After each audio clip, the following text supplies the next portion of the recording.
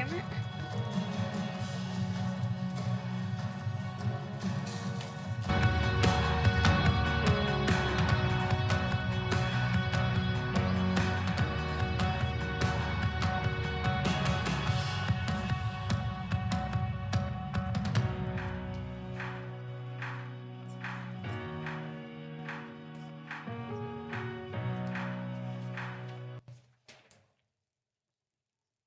Thank you, City staff, and welcome to all of you to City Hall. Good morning, Wichita. We'll call this meeting to order. Before we proceed with regular agenda items, I would first like to offer our condolences to the families of the 67 individuals who perished in last week's tragedy. Because of that, and because NTSB and American Airlines will not be releasing the manifest, we only know the names of the individuals from families that have self-reported who those family members are. So at this moment, we would like to ask if we can have a moment of silence, 67 seconds to be exact.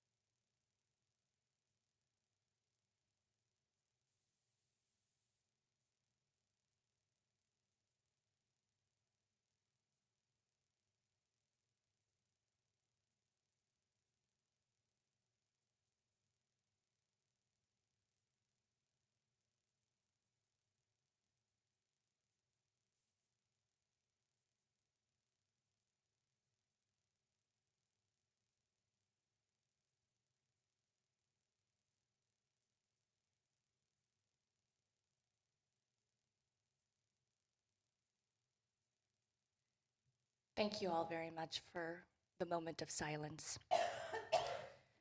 With us this morning is men's leader Austin Morgan of the Ark Church to provide our invocation. We will also have the Pledge of Allegiance following that. Austin?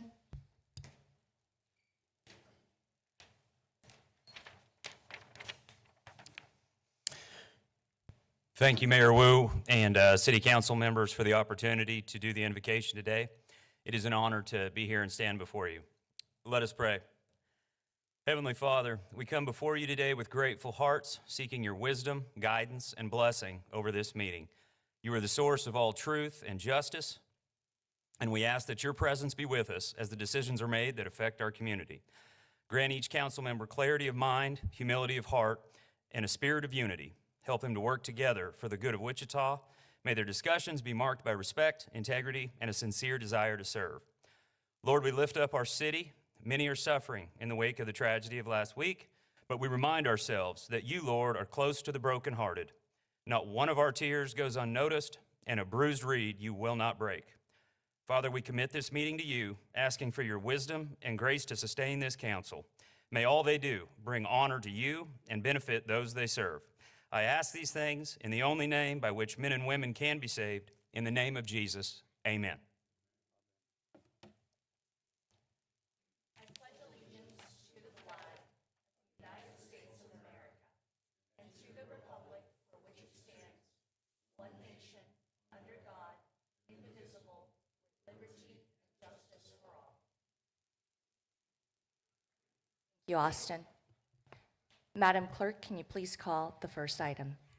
Approve the minutes of the regular meeting January 21st, 2025, the regular meeting January 28th, 2025, and the en banc meeting January 29th, 2025. Council members, are there any changes or corrections? I see none. I move to approve the meeting minutes for January 21st, January 28th, and January 29th. Second. Motion and a second. Any further discussion? I see none. Madam Clerk, please open the roll.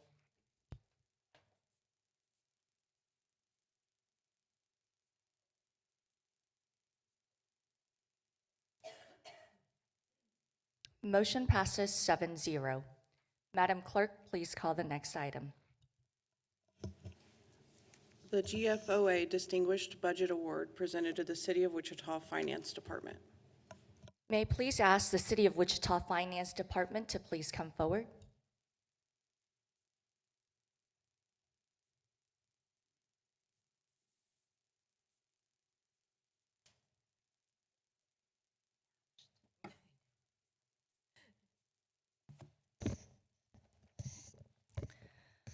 The City of Wichita has received the Distinguished Budget Presentation Award from the Government Finance Officers Association 2025 Adopted Budget. This is the 37th consecutive year that the City of Wichita has earned this award. Criteria for the Distinguished Budget Award is based on budget documents serving four purposes: as a financial plan, a policy document, an operations guide, and a communications device. Each year, the budget is reviewed by peers to ensure that these standards continue to be met. Outstanding ratings were received on criteria such as strategic goals, priorities and issues, financial policies, long-range financial plans, budget process, and the 2025 adopted budget received special recognition for its description of the budget process. This section includes a description of resident engagement in the budget process, as well as how the community survey guided decision-making. I would like to thank staff who are involved in the budget process for their dedication to developing the budget each year. I would like to invite City Manager Bob Layton to present this award.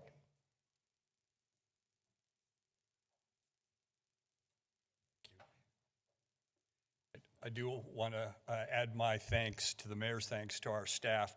It takes hours and hours and hours of dedicated service in order to get a budget completed, but especially one that is recognized nationally as being obviously worthy of an award, but also one that's really informative to our public and one that hopefully people can pick up and fully understand what's going on with city finances. So with that, I want to thank Elizabeth and Mark for their dedicated work and for all of their staff and all of our departments who have fed into the budget process.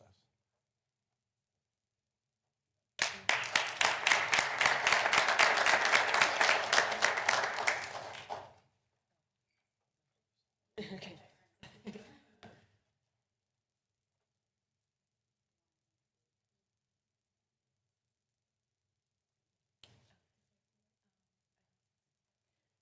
It's always an honor to receive this award every year. In addition to submitting our budget, I also serve as a peer reviewer, so that means I review budgets every month. And so it's so interesting to review other budgets and to learn best practices from those. This wouldn't be possible without the rest of the budget office staff. I attempted to round them up this morning, but they were all in meetings already.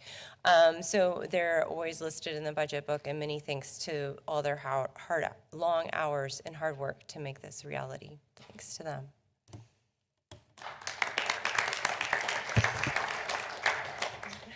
Well, thank you again. And for those that don't know, you can just visit the website, wichita.gov. And if you press on departments, click on finance, and then you will be able to look at all the documents regarding the budget. And once again, thank you very much for continuing along with the communications department in the community-wide survey that was issued in the fall/winter of 2024. And those results just came in during our workshop last week, and we appreciate that they continue to gain feedback from the community, and those priorities still remain: crime, streets, economic development, and homelessness/affordable housing. Thank you very much.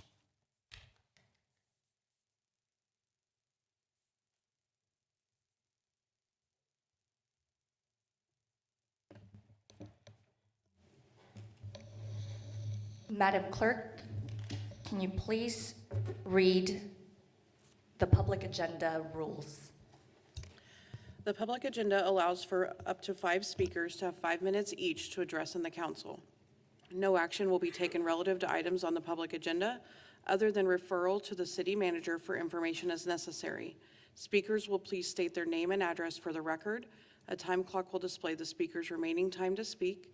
Order and rules of decorum will be observed. Madam Clerk, please call the first individual. Lafonda Gray, grants or referrals for assistance.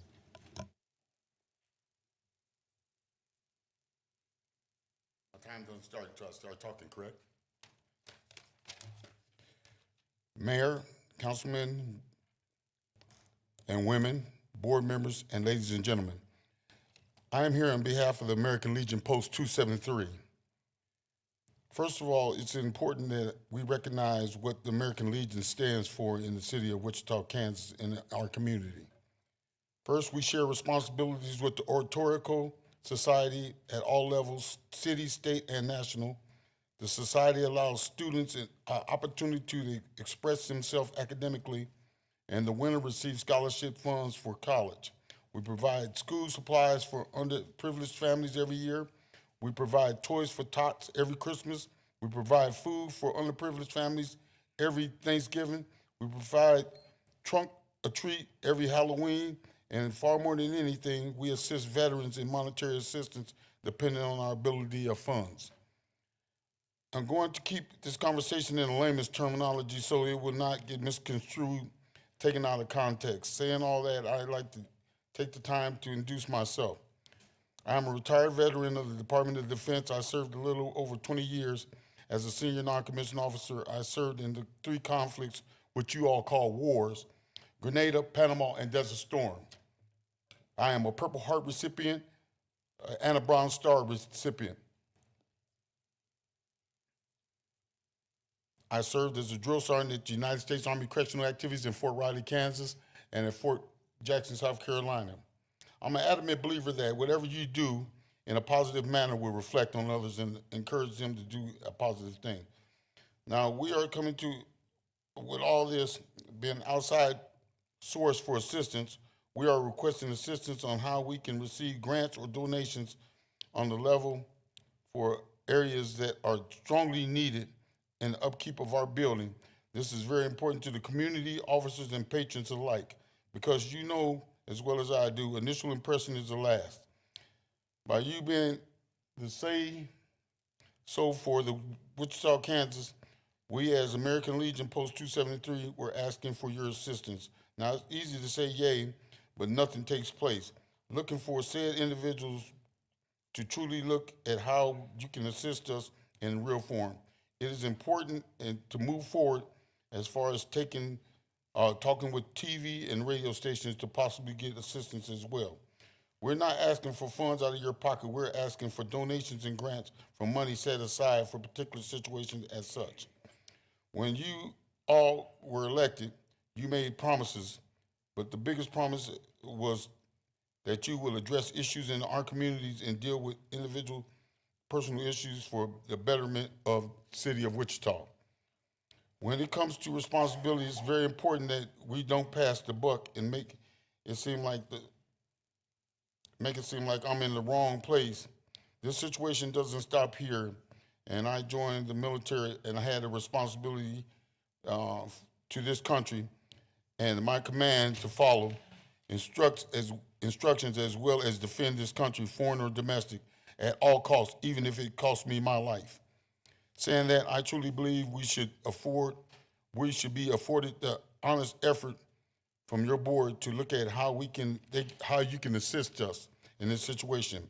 Now, we realize that there's limitations to certain things, but at the same token, what we are requesting is within reason. The particular organization does a heck of a lot for our community and the city of Wichita. Far more than anything, we plead for your sympathetic character as a veteran to the United States of America. I am truly standing up and speaking for those that don't and can't speak for themselves. In closing, I want to say I personally thank you, each and every one of you, and pray that your request doesn't fall on deaf ears. And thank you for allowing me to come and express my sentiments towards the critical situation, sensitive situation. Now, I got 40 seconds. Now, that was the written terminology and our expression, but I want to say this, that I know in my heart that we fought hard for this country. We had some fall and we had some stand. But far more than anything is when we ask for assistance, I think we deserve assistance. Thank you very much. Have a blessed day. Thank you, Mr. Lafonda, and thank you for your service. Councilmember Hoheisel would like to address you. Thank you, Mayor. Sir, if I could get your information, I think I speak for all of us. We'd be happy to see what resources we could point you to and let you know what grants are out there and whatnot. So if I could get your contact information, I'll be sure to reach out to you here in the next couple of days. Thank you very much, sir. Definitely get that to you. Okay, thank you, sir. And I will ask a direct question to the city manager. Are there specific grants or programs within the city of Wichita that this would apply? Mayor, I can't tell you off the top of my head, but I'm more than happy to visit with our staff regarding possible resources. Please send that email to all 7 of us, and we will forward that on to Mr. Lafonda. Thank you, Mayor. Councilmember Tuttle. Thank you, and I'd be happy to help in any way, Mike, too. I serve on the Greater Wichita Area Veterans Advocacy Board, and so that might be another resource. And even if there isn't funding available just for more continued networking, we have 3 different subcommittees: homelessness, workforce, and then community integration. So I'm happy to help in any way. Madam Clerk, please call the next individual. Uylesses Deshazer, the direction of Little League football organizations, and a disagreement with the current 2025 youth football proposal.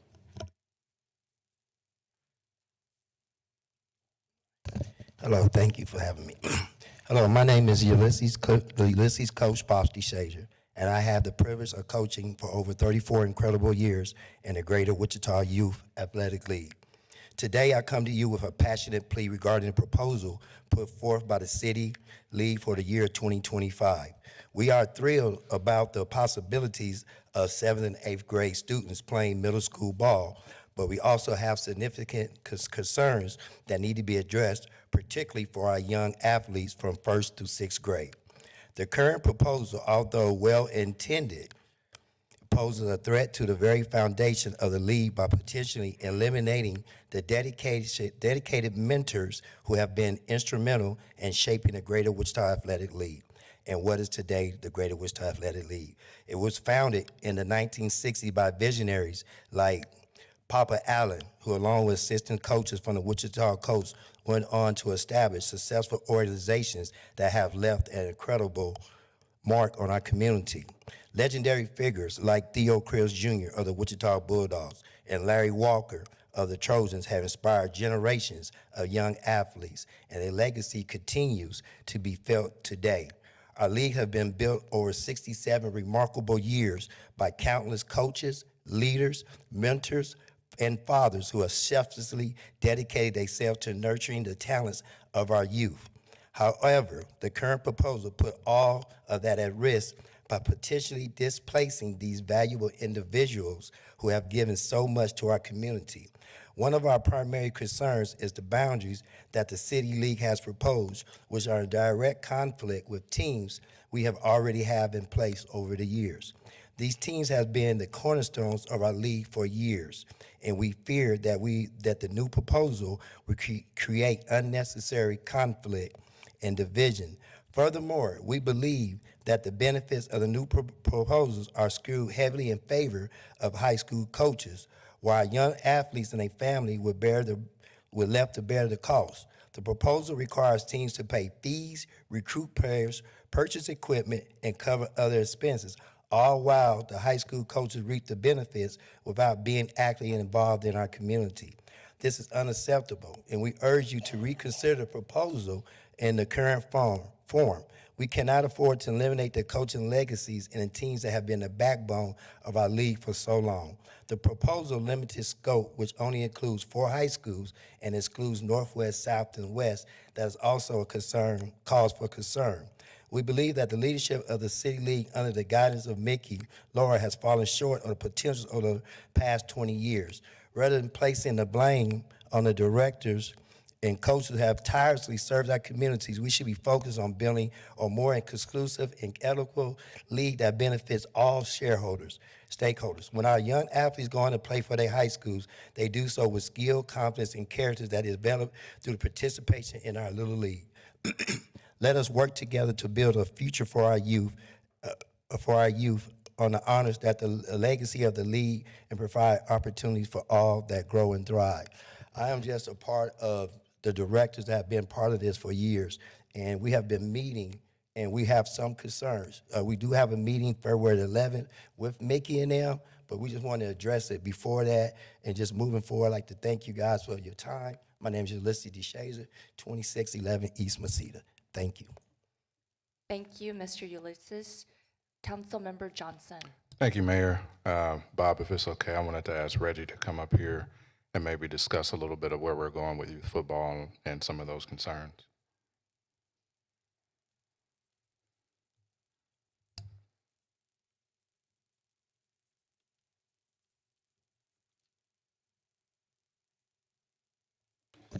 So first, I want to say thanks to Coach Pop for his dedicated years of service. He's been a big supporter of the league over the years. So in the transition that he's referring to for this particular school year, last year we transitioned where we started having our youth football league games over at in partnership with USD 259. So we use those campuses to host our games for last season. This season is transitioning to where we will actually have our 7th and 8th grade teams that will be coached by USD 259 employees. They're paid employees that actually align those schools, the youth football programs, with the high schools in the community. And as part of that, the 1st through 6th grade that they're referring to will be aligned with those high schools as well and work with those coaches from USD 259. And it will be based on the zoning for the schools for the feeder program to lead up to those individual campuses where they'll be hosted. We encourage those parents who have always traditionally been involved to continue to stay involved with those organizations. There's also opportunities for them to be paid as employees through the school district to help with the 7th and 8th grade program. So we encourage them to stay involved. The only difference is that their names will be aligned with the schools itself instead of the organizations that they're referring to in the past. So I'll stand for any other questions if you have. Is there any risk to the current mentors that help out on the teams with this new transition? No risk to the current mentors. They still have opportunity to actually coach with those teams that align with the high schools where there'll be zone for those students to actually go. The only difference that they're referring to is that the team name that's traditionally been there will fall into the guidelines for those that are zoned to the individual high schools. And would you say this is maybe similar to some of the feeders we've seen around the country that produce some successful athletes? That's it's similar to what other communities are doing, what is being done around the country as well. And it allows us the opportunity to bridge the gap from the middle school and the high school and the elementary schools for those students have opportunity to start learning those programs for the schools that they will be zoned to once they get to the high school level. And also put some of those fundamentals in conjunction with some of the volunteers that we have in the community with some insight from the coaches who are at the high schools. Thank you. Councilmember Hoheisel. Thank you, Mayor. Just a couple of maybe a question for you and then a question for Coach Pops. I got a couple of former coaches in the audience today, so I better ask some good questions or I'll have some sprawls coming later on. What are some of the fees associated with this that might be passed on down to the teams? The fees that are associated with registration hasn't changed. The fees will still be the $55 registration fee that they pay for to actually participate in the league. They currently still have the uniforms that they do through the organization itself that they would normally do fundraising or the things that the parents would pay for that cost. And the uniforms will normally handle the same way as well through those organizations. So that's not an additional fee that they would incur. That's something that, from my understanding, they're already paying as part of participating in the league. The only cost for the city that they require for registration is $55 registration fee. Okay, as equipment come along, are we helping to provide equipment for the league? We haven't provided, traditionally haven't provided equipment for the league, but we are looking at opportunities to explore where we can look at potential vendors in the community that we can help reduce some of that cost for them once they actually do purchase it, as for both the uniforms as well as the equipment itself, so we can leverage buying it potentially as entire organizations to get the cost lower for the individual parents. Okay, and Coach Pops, can you come up, just one more question here, sir?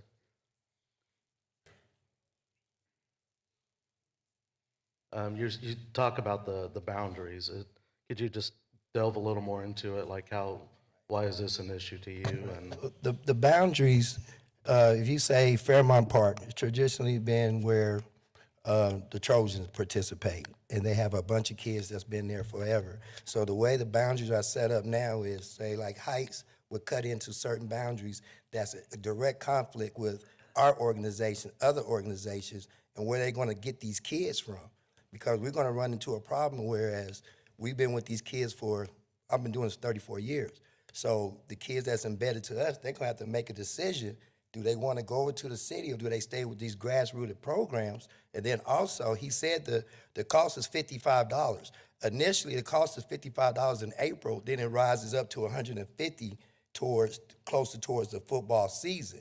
So there is not a set price. And the closer you get to the football season, the more harder it is for parents to pay it.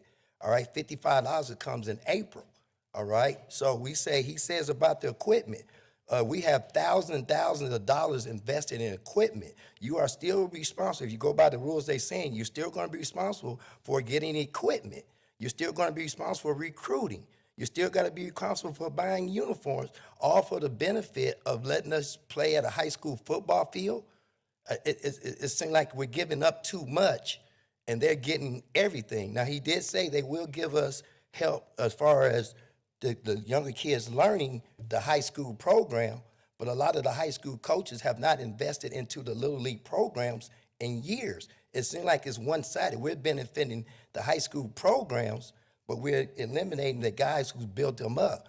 A lot of the kids, I just went to a funeral.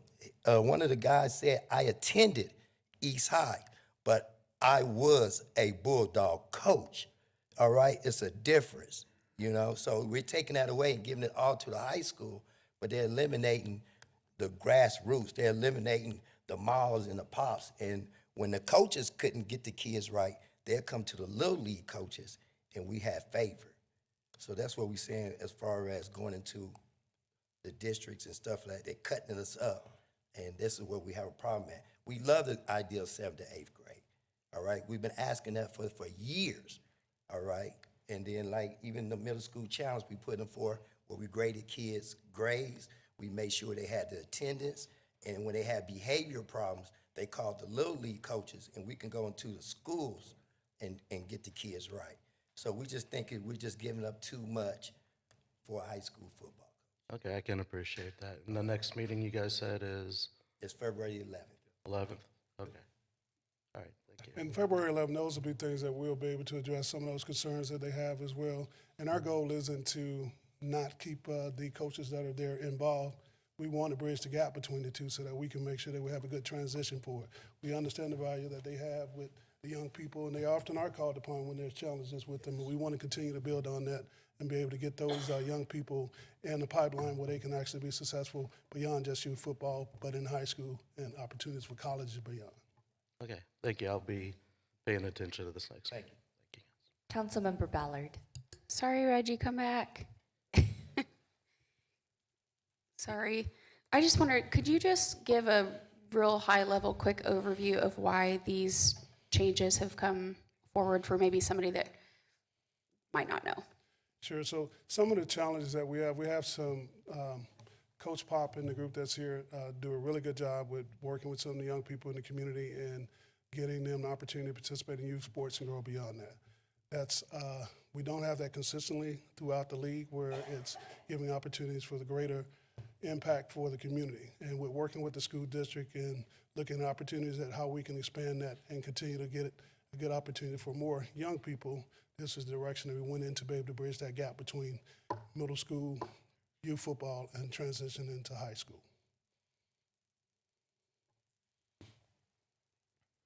Councilmember Johnson. Thanks, Mayor. And just to add to that, Councilmember Ballard, we've also had a number of parents reaching out over the years asking for something like this and some more consistency, because not every team is like the Bulldogs. There's a lot of inconsistencies in youth football, and this is an effort to try to not only help that, but empower the entire league in many ways. So it's something that I believe that was 2 years ago I attended that coaches meeting, and we talked about a potential transition. It wouldn't be quick. It's going to take a few years, and there would be some growing pains in that, but this is that effort that we were trying to make to get to that point. Madam Clerk, we have 3 more spots, is that correct? Yes, ma'am. If there are 3 individuals who would like to come forward during public agenda, please state your name and where you live, and you will have 5 minutes to speak.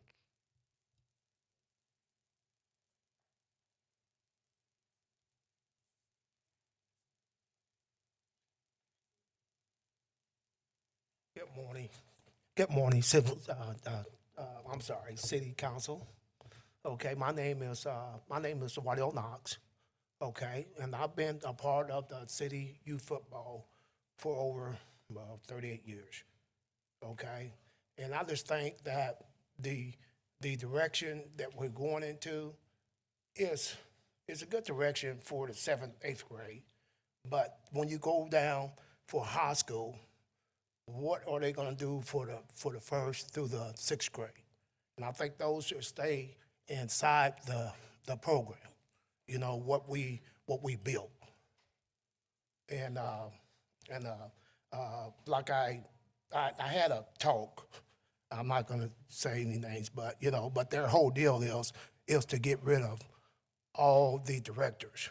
Now then, and saying that is that the 8th grade coach is going to come in. He's going to run everything. He's going to get paid. Okay, we do all this for volunteering. Okay, and when you got someone to come in getting paid to do a job that we done many years for volunteering, I don't think it's fair to the parents. You know what I mean? And you got to look at this right here.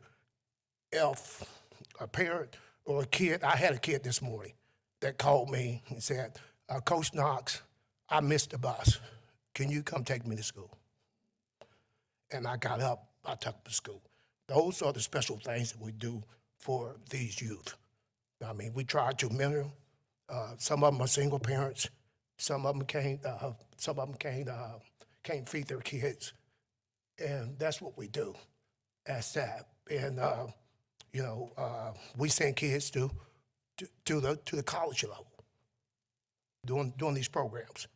And so it's, I play football, so we got plenty of experience where we can teach these kids what they need to know. And I beg you guys to look into this and see how we can change this. You know what I mean? Just have a thought about it. Because last year, they sold the program. Or we're gonna have announcement for the kids. Kids are very excited about it. You know what I mean? We not have that not one time at a football game. Well, you announce a kid, Joe Brown, number 99, is playing for the Wichita Seahawks. We never had that, and that's what they promised us. So it's some things that I want you guys to look into, and hopefully that it comes back to us. I thank you guys for your time. Thank you, Coach Knox. We have room for 2 more individuals.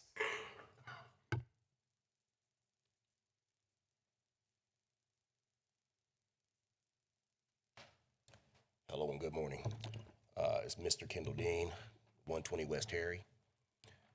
I want to start off like this. I own the Wichita Gators, and I'm pretty new to the program. I've been owning the Gators for the last 7 years. I purchased this program for like $10,000. I know buying it was never for personal gain, it was for the kids. And I've continued since the $10,000. I've probably put another $50,000 into this program. I'm one of the coaches that's pretty quiet until need to speak. So that being said, I've had plenty of conversations with Mickey. I've had plenty of conversations with Daniel to try to see what they could do to help better our program as far as having community banquets. I offered to have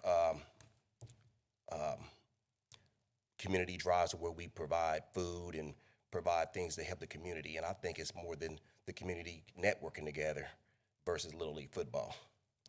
I use Little League football as a platform to get these kids to become young men at some point. That's how I grew up. I had Little League football. I led astray, you know, and I made some mistakes in my life in which I'm back to the root of what got me to where I'm at now. So I give back. I don't have any kids playing Little League football anymore. All my kids are in high school, going to go to college. I still continue to move forward because I care. I'm not only a coach. A coach is only a coach. A mentor is totally different. A role model is totally different. A man is definitely totally different. Our younger youth need development. It's not about a high school developing a kid that's first grade to sixth grade. It'll never happen. I have kids now that are at the fifth grade level that is really at the third grade level, and we're trying to promote different things to help them become better. So moving this program up, it's not going to change the dynamics of what we need to do. We need preventative maintenance. How do we make these kids better? How do we be more heartfelt? I've been a person that's paid fees every year. I had 8 teams when I came in. I paid $1,000 to $1,200 a team to get absolutely what? I bought all new uniforms and stuff last year, new helmets and shoulder pads, and now you want to take that from me and my kids for absolutely what? So that being said, you made a statement that we don't have the coaching staff. Well, you guys do background checks. We pay $25 per coach for a background check. You guys put those people in positions, correct? Not us. If we pass a background check, that means we need to be there. That's how I look at it. So that being said, I don't believe that transitioning first to sixth grade is a good idea. I think it's going to cause confusion. Very, very much confusion. There's going to be a lot of kids that don't even get to play. If you got a roster that's got 22 kids, we have more than 22 kids per team right now. They're going to not be afforded the opportunity to play football. So I would look at that. I would look back for the last 20 plus years, what's been done from the city that's helped us. No community drives, we should always have, at the end of the year, we should have a big deal with all the organizations. That brings us together as a unity. You know, we don't have no unity. That's what we're fighting now. The fight is not for us as adults, the fight is for the kids, our future. They're our legacy. So I feel like it shouldn't be taken. There's no reason to be taken. And ultimately, outside of the fields, what else are we giving away? You take our fields, you take our program. Our hands are tied. That's all I got to say. Thank you, Mr. Dean. We have room for one more individual. Good morning, everyone, and thank you all again for the opportunity to listen to us about Little League football. My son started playing, I believe he was 5. He started kindergarten or first grade, went all the way up, 8th grade, and he was a Bulldog. And all the boys would go to school on Fridays and wear their jerseys, and they were just so proud that they belonged to an organization. And it wasn't just the Bulldogs, it was the Colts. Fridays was the day to show pride and who they were and the communities they came from. And that legacy kept going. My son went to Heights, again, proud football player. My son ended up going to Coffeyville Community College. My son got an academic scholarship as well as a football scholarship. He ended up going to McPherson College on, again, academic and football. Had it not been for the dorms, he would have got a free ride, but we had to pay for the dorms. And so all of that is what we're trying to give to other kids. My son had a great ride through football. He now works for the Houston Texans. He's not on the football field. He's in the back office, and he's doing well. And that's what we want to give to our kids. We want to make sure our kids are doing well. And you know how you do that? It's with relationships. You move the program under a high school, you lose the relationship because there's no guarantee that same coach will be there year after year after year. There's no guarantee that that coach will be in the communities year after year, recruiting kids, picking up kids. He's going to rely on the community to keep building the relationship to hand over to him. So we're asking for, let's keep community into Little League football. Let's keep relationships. You guys invested $1.2 million, I believe, in curing the violence. Let's prevent the violence. Let's keep working with our young people so they don't go those routes. And again, how do we help to ensure that? It's with relationships. And if we move these things from community-based, and we're all in favor of middle school sports. You said it's being done around the country. It's being done in like the derbies and the mazes. It's being done in those smaller cities. Wichita has what, 8 high schools? I don't know how many high schools we have. So we have kids everywhere. There's 46,000 kids in our schools district. So how do we ensure that the 300 that played with the Bulldogs, the 300, well, the ICT Dogs, the 300 that plays with the Gators, how do we ensure that all of those kids don't get lost? There is no guarantee. But if we make sure we keep it community-based, and the community is working with the city and the USD 259, we can make sure, we can put some more strong arms in there to kind of make sure that we're looking out for our kids. And I know ultimately, I love working with Reggie. Reggie has been amazing to work with. And so I think we need to still sit down at the table and let's keep working on this. Let's keep fleshing this out. How do we keep community involved with our kids? How do we prevent the violence so we don't have to end up curing the violence? So again, I ask you, let's just keep these conversations going. Let's not put anything in cement. And then we talk about over the years, you know, the relationship with the city and the community. You know, we played football at Grove Park for years. Scoreboards went out years ago. We didn't have scoreboards. We were told we were going to move out on Greenwich, a nice field that's going to be real pretty. Soccer community said, we want striker field. So football didn't even go out there. So then during COVID, we said, okay, let's move it out to way out south. South Lakes. Let's move it out there. So you're moving all these kids, and it was a burden on the coaches because coaches pick up kids all the time, and some kids didn't get to play because it was so far away, you know? And so we're like, let's put us at the table. Let's not keep making decisions outside of the community because they've been working really well. And even when we went to like South Lakes, they would bring out little bitty scoreboards that you couldn't even see and little clocks that kept the time. Like nobody could see those things. So again, year after year, community has been taken out of our youth, and we're asking to put community back in. Put us at the table. Let's continue to meet with Reggie. Next week, let's really talk about these things and maybe bring some of them high school coaches in, because are they really going to be willing to go out and recruit kids, and are they going to be committed to staying to working with those kids? So anyway, LaWanda Deshazer, 2707 North Terrace, thank you for your time. Thank you, LaWanda. Councilmember Johnson. Thanks, Mayor.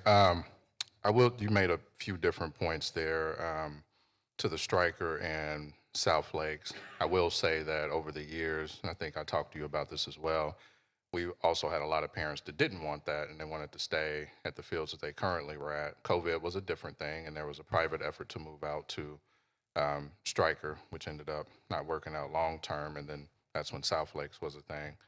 But I would say I think there's some misconceptions, as we talked about as well, that we're leaving coaches and the community out. The whole idea of this was working with the coaches. There's nothing in the plan that says the same folks who are mentoring and coaching won't be able to. And in fact, that was something that we talked about at the coaches meeting. And I don't think you were at that one 2 years ago, but it's not the intent of Reggie, Mickey, or anyone to exclude any of the coaches and mentors because they do such a great job. This transition will continue to work with 259 and the coaches and to talk through how that looks. Again, there will be some growing pains and some things that might have to change over time, but that conversation will happen. Again, February 11th, I already had it on my calendar. I'll be there. But there will be continued meetings, continued conversations, and ways to see how this plan can work. Again, it's about the kids. It's not about the adults. And the goal is to make sure all of those young people have those strong mentors, have those resources, and think about their bright futures, and not just the athletic piece of it. Much like your son, I had the same path, going from Heights to West to Friends University and coaching at Friends University. So I understand the impact youth football could have. I was a Mustang A Panther first, but then a Mustang. I think we beat y'all once. But I had to take that shot. But the goal is the kids. We want to make sure that the kids have a great opportunity. And I know we will always work with the teams and coaches. There's nothing in that plan that would say the folks who've been doing this for 30 plus years aren't good enough to continue. In fact, they need to be a part of that going forward. We need those youth football coaches. So I think there's some misconceptions with maybe some things that have been said in the community about the plan, but the city will continue working with youth football teams that we currently have to make sure that there's a successful integration and transition. Thank you. Thank you to our 5 public agenda speakers. Madam Clerk, can you please call the next item? Consent agenda items 1 through 12. Council members, are there any items to be pulled from the consent agenda? I have one for discussion. Consent agenda item 4A, Carl Brewer Community Center improvements.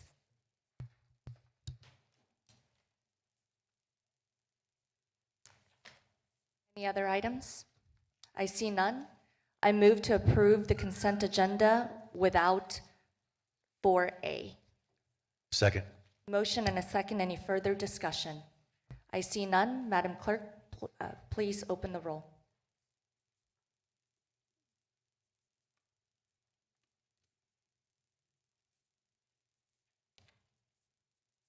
Motion passes 7-0.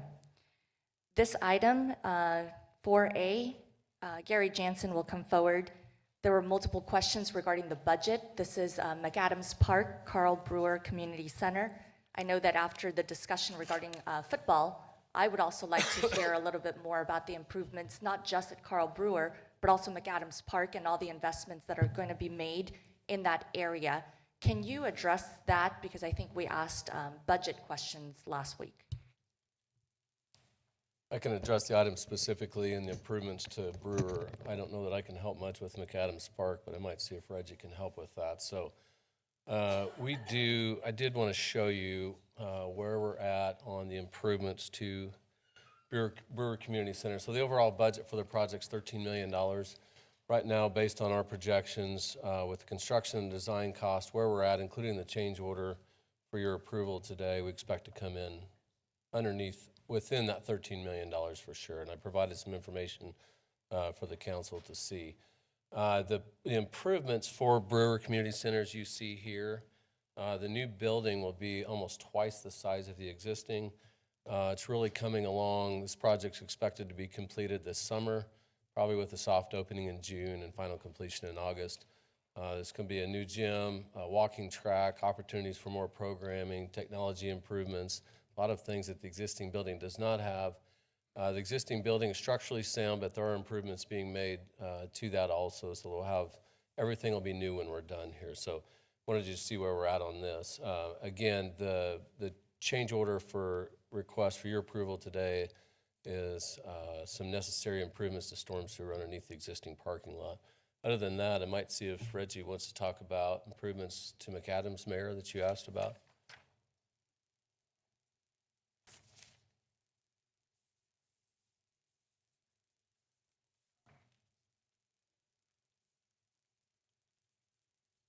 So there have been some other improvements there on the park itself. The aquatics master plan allowed us to do some improvements to the pool space there itself. We also got some grant funding from Historical Society to do some additional improvements that's going to be taking place at the park as well. We're working with the original architect, McAfee, and his family with doing some of those things through the Historical Society. We just recently did improvements to the tennis court there for Goose Dowdy on site as well through some of the CIP funding that was available there.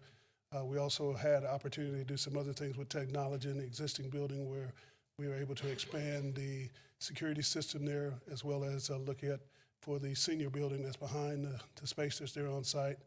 And a few years back, we were able to do some improvements with putting in new basketball goals and things inside the gym area itself. Reggie, was I incorrect in thinking that there were some improvements to the football field as well? There was a grant funding that we got to do a new scoreboard at the Barry Sanders Field there as well as some grant funding that we received to put new lights on at the baseball diamonds also. And that allowed us to be able to go in with some more energy efficient lights, as well as being able to control those remotely so that staff didn't have to go on site to turn on and off when we programmed the field there. Thank you, Reggie. Councilmember Johnson. Oh, he hit the other two. So. And I think that there's one more improvement that was not mentioned, and that is a bridge. Is that correct? Yes, Mayor, thank you for the reminder. We are working to replace the existing 15th Street Bridge over the Wichita Drainage Canal with a pedestrian bridge. I think we would expect and hope for construction to be completed yet this year.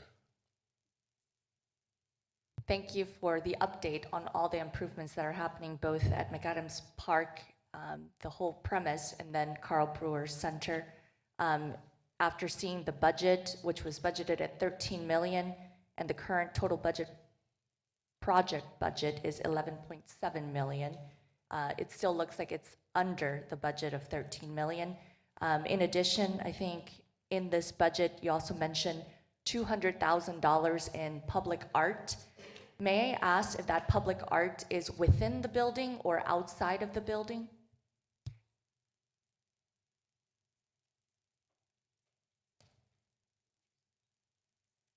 Sorry, Mayor, should have stayed close. I do, if you'll give me just a second here, I do have some information on that. It's mostly going to be inside the building. There's multiple artists involved along with the artist consultant. There's going to be murals both in the new and existing building, including one or multiple murals of Mayor Brewer in different stages of his life. There's a Black Educators Hall of Fame portraits, which will be included within the building, some tile mosaics within the new building, which is a portrait of Mayor Brewer. There's vinyl portraits of Black athletes in the gym. And then there's going to be some replicants of archival items provided by Mrs. Brewer. So I think the majority of it's going to be within the buildings. And those details are still coming together, but that's the best that I had for right now. Councilmember Johnson. Thanks, Mayor. There's also a large piece on the exterior and a Ghanaian artist that is providing some lighting, whatever you call it, light bulbs, or I don't have the term, but some art inside. I think I asked this question previously under other CIP projects, but I know that public art has been part of the conversation. These are for large capital improvement projects. For instance, the water treatment plant. This is another major capital improvement. Can we, again, can someone please just reiterate what the public art dedicated funding is used for and how we're utilizing these dollars and how we cannot use them for other items within the budget? Thank you, Mayor. There are multiple ways that public art is incorporated into our CIP. I'll let Lindsay give you the summary of that. I'll try to tackle the question. Lindsay Panaka, Director for Arts and Cultural Services for the city. So through the Percent for Art Ordinance, 2% of eligible capital improvement projects are eligible for funding. So it's not 2% of the entire CIP, but it's just of eligible projects. And that money has to be spent on art improvement. The Design Council is the approval board of individuals related to the design world, architects, engineers. We have a lighting designer, graphic designer, and individual public artists as well who determine the projects that could be eligible for that funding, and then they make recommendations with the allotted funding available for what gets applied to which project. So that 2% can only be spent on art at the dedicated projects. And I'm not sure this budget off the top of my head, but it would be at the recommendation of the Design Council. And as far as I understand it, the art is on budget within this project. Does that answer your question or anything else you'd like to elaborate on? So you cannot use the public art dollars that are allocated to anything beyond public art, and it can be public art indoors as well as outdoors? Correct. It has to be related to the project, and I would challenge kind of the thought process on what is public art, and it's really aesthetic design overlay. So it could be integrated design elements, or it could be art in a traditional term, which could be a mural or a sculpture, but it's integrated design elements. Lindsay, oh, I'm sorry, Mayor. Can you also address, when was the impetus of this percent for art? This was voted on prior to this council, is that correct? Yes, and before my employment with the city, I believe in December of 2019 is when it was approved as an ordinance, but the city has a long-standing, I would say, several decades of integrated design and public art within our CIP programs. The ordinance just ratified it and dedicated that funding model versus separating it out, or it's now separated out as its own budget line item. It used to be integrated into the overall project budget. Lindsay, correct me if I'm wrong, but the Design Council has the ability to allocate dollars. It doesn't have to be 2% for a specific project, correct? Correct. So it can, it's a huge equation, but essentially of the eligible funding for a project, it cannot be more than 10% of the overall project budget. It's never really that much, but it's not 2% of the whole CIP. It's just 2% of eligible projects that then gets dedicated out to anywhere between 5 and 10 projects in a given year. And then new to this past year was utilizing it for maintenance funding as well. That was the first time we've ever had a dedicated public art maintenance fund. So 10% of the 2% eligible can be used for maintenance, which we now have dedicated through the next 10-year CIP at the Design Council's recommendation. Does that address? Thank you. And then last but not least, as I was looking at the budget, so art is $200,000 of the total project, but security is only $112,000. So I want to make sure that whenever we look at new projects, that security should be the number one thing that we allocate. I know that cameras cost money. I know that maintenance of those cameras and having the storage also costs money ongoing.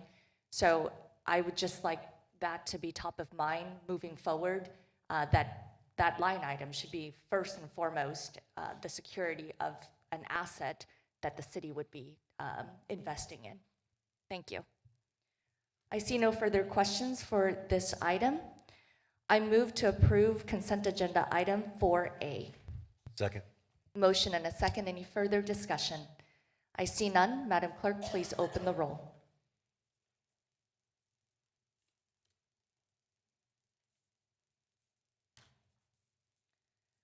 Motion passes 7-0. Madam Clerk, please call the next item. Board of Bids and Contracts dated February 3rd, 2025.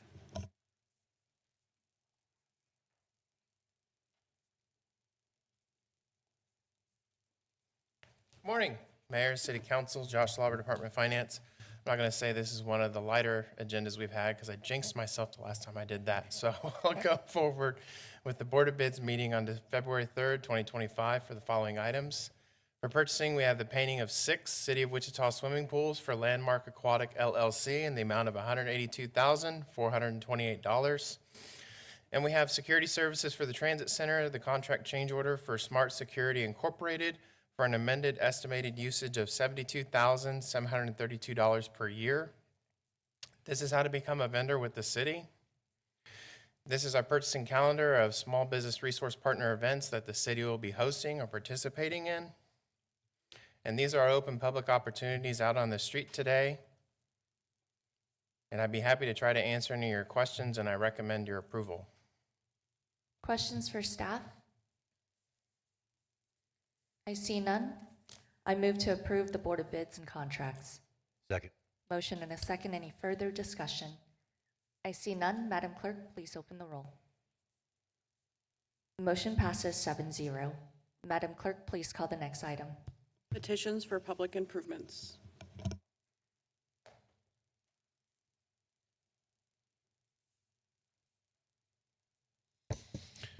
Good morning, Mayor, City Council members, Paul Gunsman, Public Works and Utilities. For the record, I have a few petitions for your consideration this morning. The signatures on the petitions represent 100% of the improvement districts, and the petitions are valid per Kansas statute. Brookfield South Edition, Phases 6 and 7, located in District 6. That should be located in District 2, I apologize. On October 11th, 2022, and October 22nd, 2024, the City Council approved water and sewer improvements required for new residential development. The developer has submitted revised petitions to shift the project financing from acquisition of privately constructed improvements to construction of publicly bid improvements. The budgets remain as previously approved. And Mac Meridian Edition, located in District 4. On July 9th, 2024, the City Council approved water improvements required for a new residential development.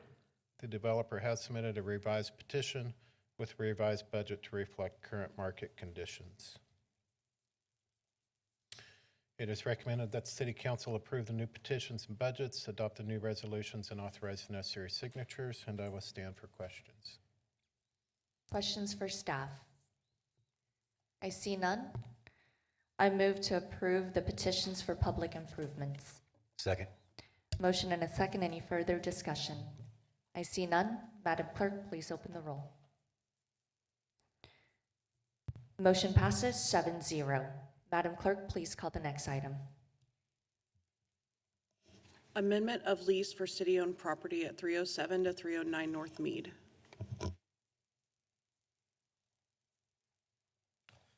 Madam Mayor and council members, John Philbrick, Real Estate Administrator with the Development Services. The item before you is a amendment to an existing lease and some city-owned property, the 300 block of North Mead. We have 17,663 square feet of retail space currently divided into 7 spaces, and it's currently managed by a private management company for the city. One of the units with 4,384 square feet is leased to a restaurant. Tenant has been in occupancy since 2007. They're paying $75,000 a year in rent. The lease term is currently year to year. They have asked for a longer lease term to allow for them to do a better job of budgeting for operating purposes. We have talked to several property management companies to ascertain what market rates are, and we were told that the current market rate for similar space is about $13 to $16 per square foot. The proposed amendment calls for a 5-year term with rent of $62.50 per month, $75,000, so it's unchanged from the current lease. That is $17.10 per square foot. The proposed lease would have one 1-year option. Per the current lease, the tenant pays janitorial routine maintenance costs and all utilities except for water, trash, and sewer.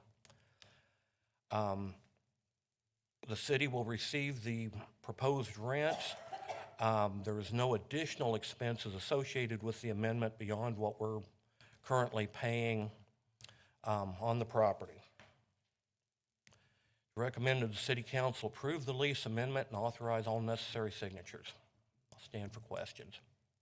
John, I actually emailed a list of questions to the city manager, and so I will allow council members to ask their questions first, but then I have a whole list of questions. Councilmember Ballard. Thank you, Mayor. I have several questions as well.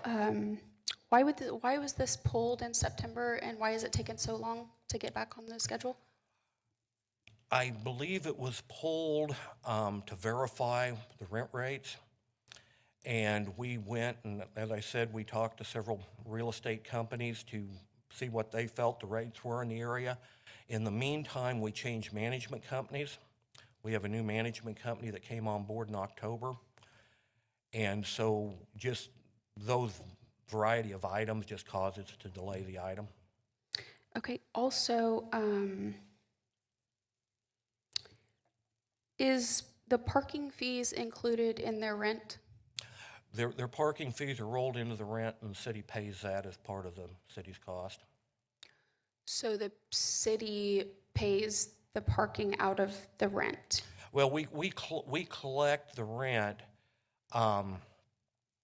You know, it's an internal transfer. I don't know if the parking's transferred or not, but the tenants are not paying a separate billing, and that ties back to Historically, this property was master leased before we took over management of it, and the tenant, the master tenant, did not charge the tenants a separate fee for parking.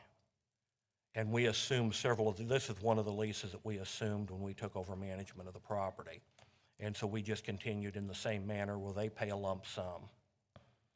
So the previous lease operator was taking the parking out of the rent. Well, he paid a separate check for it. He collected the rent and then he wrote a check to the city. And do we know how much money has been paid into the parking fund from those properties? I do not know. Does anybody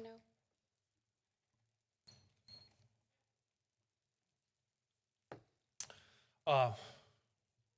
Over the entire period that these lease spaces have been in existence, no, I don't have that information, but I can tell you since 2018, when that master lease converted over to sort of a property management type of arrangement, since 2018, we have totaled about $75,000 that would be owed to the parking fund from the real estate to cover all of those parking expenses or those parking charges since 2018.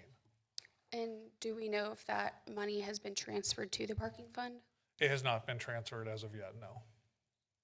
I mean, we could do an internal transfer at any point, right? As we've continued to evaluate the real estate and the property management group and understand who's been paying what, where, when, why, and how. In addition, also, as we continue to evaluate sort of what the CID is going to look like, if that's the direction that Old Town goes, how do we begin to kind of start projecting what those transfers are going to look like in the future?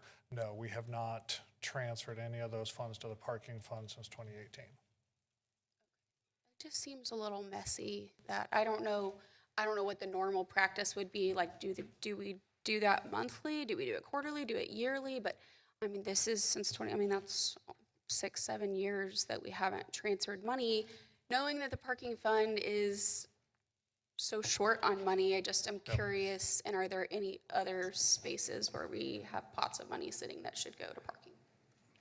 It shows as a receivable for the parking fund. So we know that it is due to the parking fund, and so it's just a matter of, as Troy said, when it's transferred over. Okay. Follow-up question to that. So is that from the general fund to put into the parking fund? No, I think it's received in the Economic Development Fund. Yeah, so as it comes into the Economic Development Fund and subsequently kind of the Real Estate Division Fund, then yes, it would be transferred over to the parking fund. Okay, I just have a couple more questions.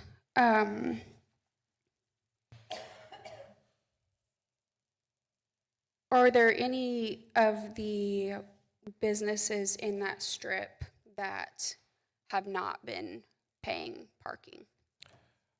Well, the parking, as I said, the parking's rolled into the leases. Into all of them? So they're all paying parking per se because it's just part of their lease payment.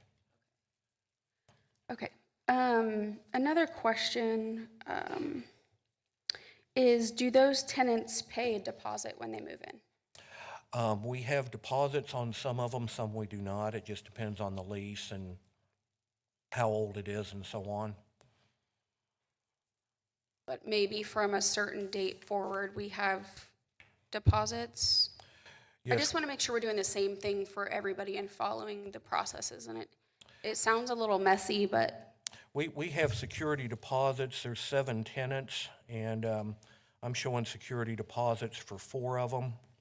The 3 oldest ones that we inherited, we did not get security deposits on. Okay. 2 other questions, then I'll let somebody else ask a few. So I pulled the, and this is just kind of bizarre and / interesting to me, so I pulled some of the tax records, and it looks like we were late on our own property tax for our properties. I'm happy to share it with you afterwards. I just, Well, I do know that we've only paid half of the 2024 taxes. this is for several years ago, but in the last 10 years probably, but it's about $1,000. And I just am curious, and also with taxes going up, how does that work with the rent rates? Well, to address the first question, the delinquency, yes, I'd need to see that because I don't recall a delinquency. And if it was before 2018, that would have been when it was under the master lease. And one of them's for 2019, one of them's for 2018, one of them's for 2009. But I'm Okay. happy to share it with you Yeah, afterwards. we'd have to take a look at those. Concerning the rents going up, currently the leases are set up as kind of modified gross where we pick up the taxes. So, you know, one thing that we are looking at, because the property taxes have increased pretty radically recently, couple of items. One, the property has come out of the TIF. So we could look at appealing our property taxes, which we don't do with properties when they're in a TIF. But secondly, we could look at modifying leases ongoing to have them start paying a pro rata share of the taxes. They'd probably lower the face rent some, but have them pay a pro rata share of the property taxes. It's an option.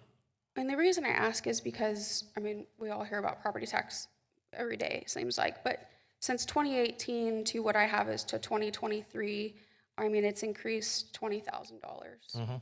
So, you know, I think it's fair to try to figure, you know, something out, or at least make it make sense as far as, you know, that just sounds like a lot, but it is our, you know, the city properties. I don't know, I just am curious about what those conversations look like, or lack of conversations. I don't know. And one of the challenges is, you know, what will the market bear? You know, what is market rent? But that is something that we have talked about looking at is as we go forward, is possibly moving to more of a triple net situation. And I would say the last thing I want is, you know, pushing anybody out of spaces, especially somebody that's been there a really long time and is really one of the bookends of that whole area. I just was curious on what those conversations look like, and I assume that that you all are having them. I just wanted to kind of point some of those things out and find out what the answers were. Okay. Thank you. Vice Mayor Johnston. Thank you, Mayor. Regarding parking, going forward, as long as the Old Town Association gets enough percent and approved by the council, the parking will be charged to a customer's ticket of 2% of the cost in the future. Is that correct? That's my understanding. Okay, thank you. I have my list of questions. I'll start off with, first and foremost, who negotiated this lease? These leases are negotiated by the management company, and then they submit the proposal to the city, and we review them internally and make a recommendation. Follow-up question to that. You mentioned that in October of 2024, the management company was changed. How long prior to that was that management company part of this agreement? The prior management company, they were in place from when the city took over the properties in 2018. The group that now is managing, so since October of 2024, you're telling me that this new lease that we're seeing was negotiated by the new management company, is that correct? The final agreement was yes. What is the name of the property management company? Landmark Commercial Real Estate.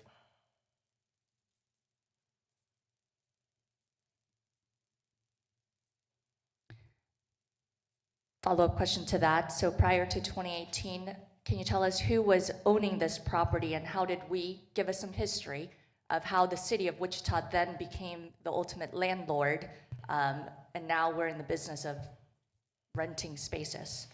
When the Old Town Cinemas District was developed, there was an agreement with a master tenant to lease the retail space. We built it out to basically a vanilla box finish. He finished it, he leased it, and he had a lease that had a term of 15 years. upon termination of the lease, he had the option of taking all of his stuff that he had put in or continuing to manage the property, become a property manager. This was all in the development agreement that was done for the Old Town Cinemas. And so we always own the space. It's just that until 2018, there was a buffer between us and the actual individual tenants. How much does the property management company Landmark Commercial receive from the city? They receive 5% of the gross rents with a minimum of, I believe, $900. And then they will also, on new leases, not on these, but if we get a new renewal, they'll get 3% on that. And if they bring in a new tenant, they'll get 6% of the rent on that, which is pretty much market standard. What are the responsibilities of the property management company Landmark Commercial? Per their contract, they handle all the tenant relations. They handle negotiations with the tenants on releasing. They collect all the rent. They pay bills. They handle any repairs that are required, maintenance, and so on. Basically, they do all the property management. So the city of Wichita does not pay for maintenance of this building? We will pay for structural maintenance. The tenant leases, the tenants pay for any internal maintenance and repairs, but we will pay, because it is in the parking garage, we will pay for structural maintenance, and we will pay for the other big item is heating and air conditioning. So the maintenance of the building, which is a city asset, is only structural maintenance is the responsibility of the city of Wichita. Then it's actually the property management company's responsibility regarding regular maintenance. Is that correct? That is correct. And they coordinate with city staff. I mean, when there's issues, because it is in a garage, and one of the downsides of retail in a garage is you tend to develop leaks. And they'll coordinate with city staff to get those taken care of and so on. But the main major repairs are handled by city staff. Who pays the property taxes for this building? The city pays the taxes. Okay, so that's actually not the city, that's the citizens of Wichita who pay the taxes on this building. Is that correct? Yes, they'll be paid for out of the rents received, basically. So you're telling me that responsibility then does not lie on the tenant, but rather regular taxpayers to pay the property taxes on this specific building. Is that correct? Mayor, that's not what he said. It comes out of the rent. It's so we pay it, but it's not property tax dollars paying property taxes. It's part of the lease payment. We use some of the rent to pay for the property taxes, but it's under our name. If I'm looking at the contract itself, it actually does say that the city of Wichita pays the property taxes. We write the check, but we're using rent payments to pay that.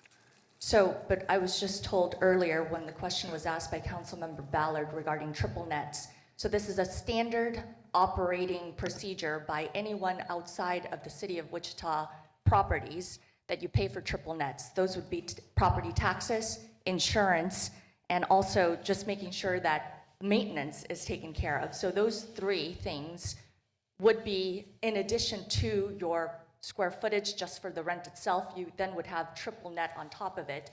But you're telling me that these properties owned by the city only pay for the rent itself, but not for the triple net. Is that correct? Yeah, so let me try to answer that in a really, really sort of high level. These are not triple net leases. These are more commonly referred to as modified gross leases, whereby a tenant pays rent. That rent is then used by the landlord to pay for all the things that you just described. So for example, really, really high level, all of the rents that we receive on all 7 of these units total about $275,000 a year. With that $275,000 a year that we receive in rents on all 7 of these lease spaces, we pay out about $175,000 in expenses, which include taxes, which include utilities, which include management fees. So to kind of build on the city manager's answer, it's the rents that come in that pay for all of those prop tax. We are not using general fund. So that would not be market rate then, if that's the case, because most other properties around the city of Wichita have rent and then triple net on top of it. So what you're telling me is it's really not market, it's actually subsidized rent. Is that not accurate to say? When you're looking at differences between gross lease structures and triple net lease structures, at the end of the day, you're offsetting your expenses with your revenue. So in a triple net lease, rather than charging $12 to $15 per square foot, you may only be charging $3 to $5 per square foot. In a triple net, if you're charging a smaller rate and you're tacking on that the tenant has to pay for those property taxes and all of those triple net obligations, you're not charging the same per square foot rent.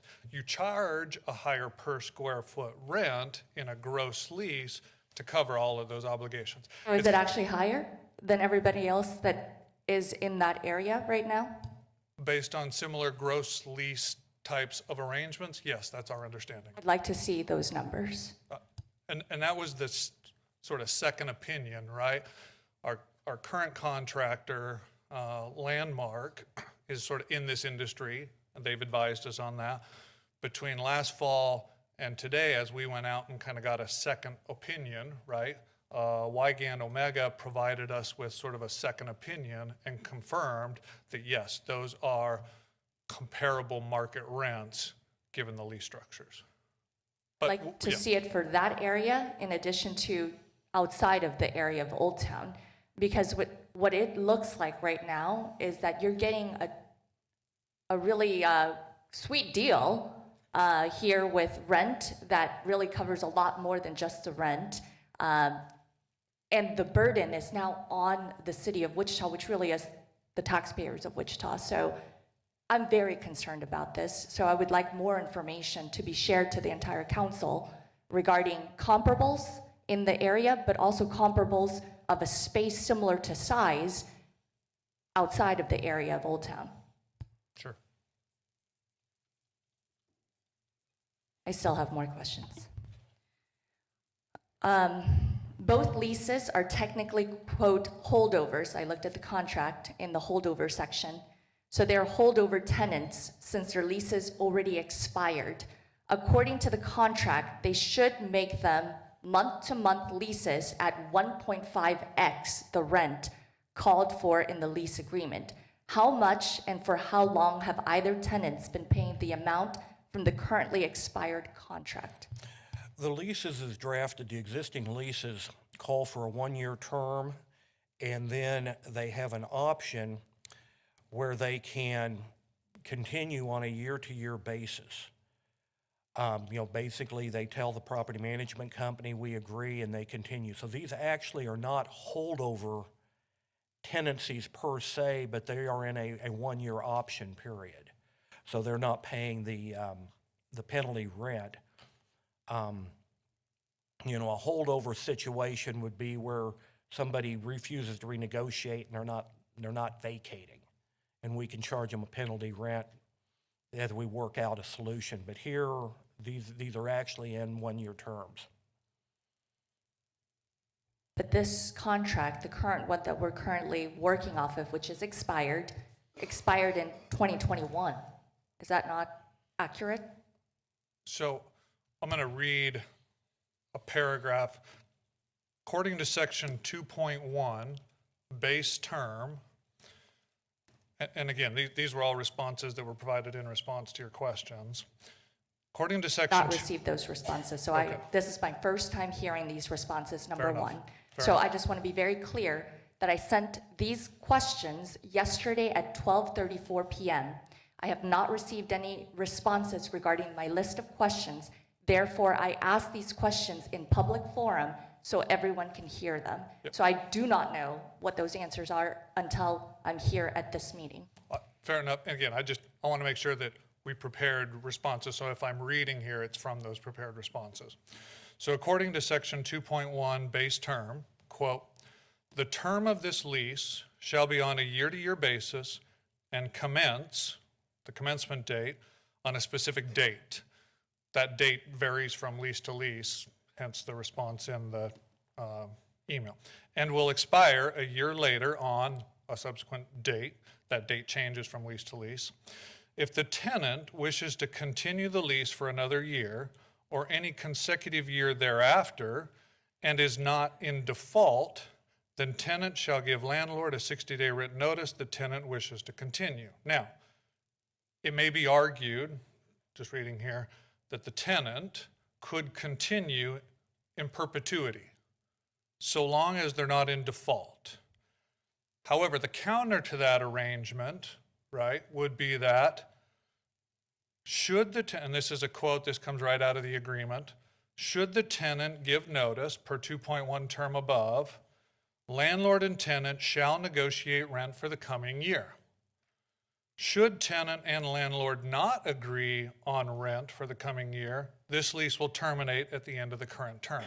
So there are some safeguards in place in the agreement that, yes, theoretically, the tenant could continue year after year, sort of in perpetuity.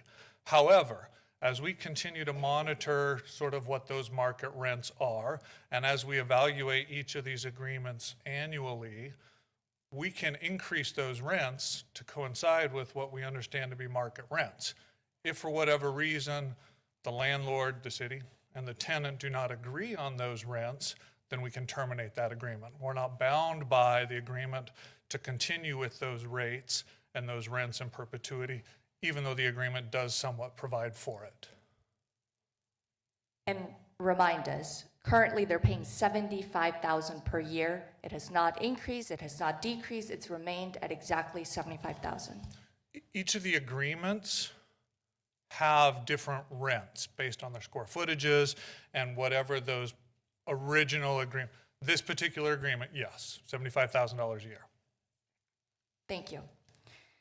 Next question, why were these contracts not negotiated after immediately the expiration date of these contracts? Why were the negotiation process not really even started until a new management company became part of this entire conversation, which would be October of 2024? Why was there no prior conversation in 2021?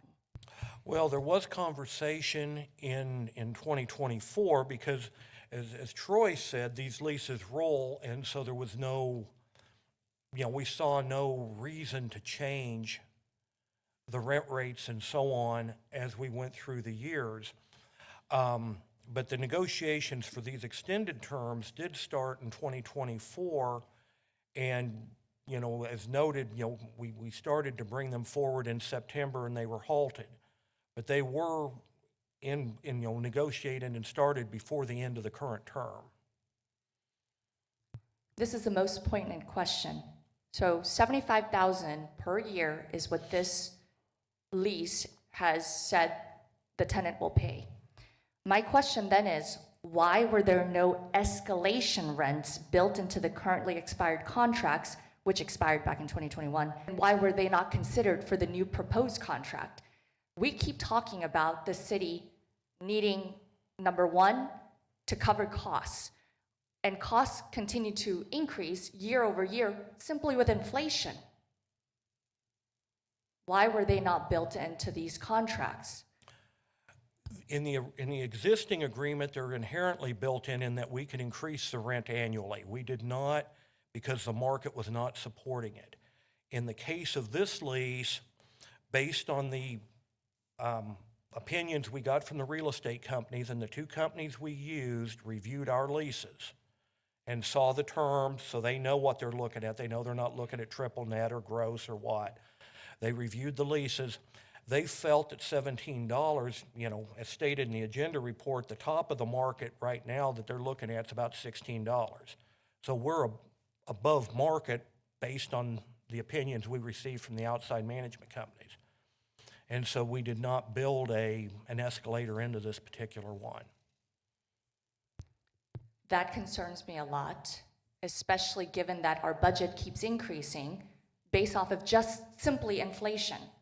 And so I feel like it's not prudent for our community to bear the brunt of also eating that inflation year after year. This is a 5-year agreement. So for the next 5 years, we're not going to escalate to, at the very least, just meet inflation. So all of this really concerns me. I don't know how we can get this information prior to us making a decision, but I will not feel comfortable voting on this, given that I don't have all the information. Councilmember Ballard. Thank you, Mayor. I have a question about the year renewals. So who looks at these to know that we've kind of been behind the mark on where pricing should be and they just continue to get renewed?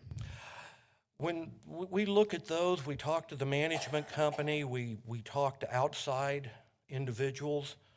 And so it's a decision based on what we're seeing in the market. And I apologize if you already said this, but how long did Cinema manage these properties? Cinema's managed the properties from June or July of 2018 to October of this year, or 2024. And Cinema is someone local? Yes. Is it Dave Burke? Yes. Thank you. I have a couple more questions. So I was also looking at the property taxes for this specific property, and I wanted to know what specifically changed where special taxes in this area increased dramatically from 2023 to 2024. The special taxes are the solid waste fees that the county assesses, and they adjusted their solid waste fees this year. They lowered them for residential, they increased them for commercial.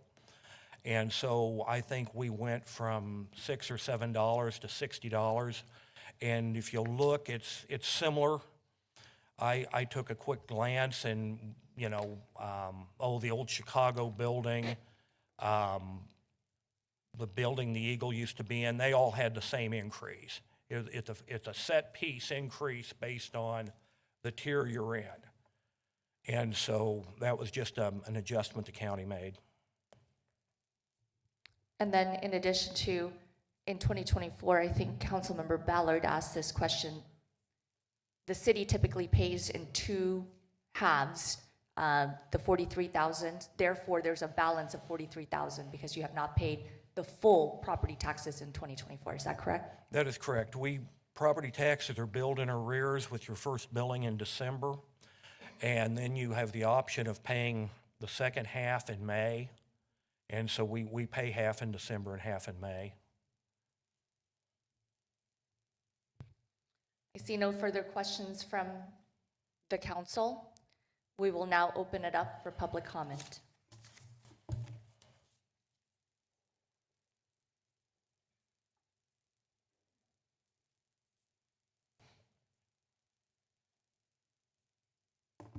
Good morning, Twyla Purity. I live in Polo Club, District 1.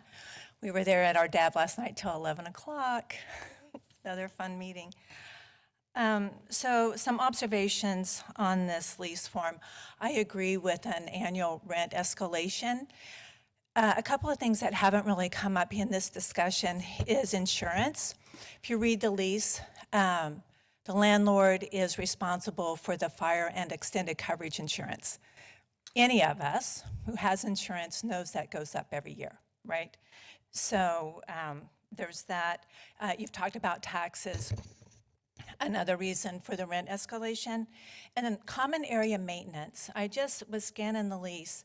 There's an association, an Article 19, like a business association. Now, they're supposed to, I don't know what this association's supposed to do. Is there the association, this $100, is it $100 a month that is supposed to be paid into it by the tenant? Where's that going? Is it used for common area maintenance? Is it enough? Should it be more than $100 a month? I don't know. I mean, I think these are questions you might want to ask. If I think in the bigger picture, so this is a modified gross lease. Is this typical? of city leases with retail tenants? If not, why is it atypical? Should the city, if this is the right type of lease, then should there be an ordinance that all leases are this modified gross lease? Or maybe it's not the right tool for the city, something to consider and look into. Deferred maintenance, right? We hear about that all the time. So the city is responsible for the HVAC, replacing the HVAC. Is there money set aside? Is the company that's managing this lease, are they setting aside funds? So when those units have to be replaced, there's funds there, or will it be a hit to the budget? The lease mandates that the tenant maintain the HVAC. How do you prove compliance? Do they have these quarterly maintenance agreements in place? Those cost, right? I hated paying for those, but anyway, the incentive is for them not to pay it, because if the thing goes kaput, then they get a new unit paid by the city. Right? Yeah, because those big ticket items are required, the landlord has to replace them. Just my quick observations when scanning through the lease. Thanks for your time. Thank you, Twyla. Councilmember Ballard. Thank you, Mayor. City Manager, can you speak to, is any money set aside for maintenance, or do we just address it as it comes?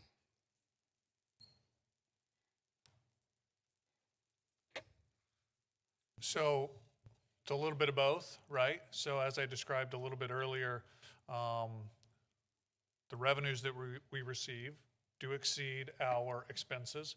And so we continue to sort of grow that economic development real estate division fund to make sure that we have, there's going to be some expenses that are going to just be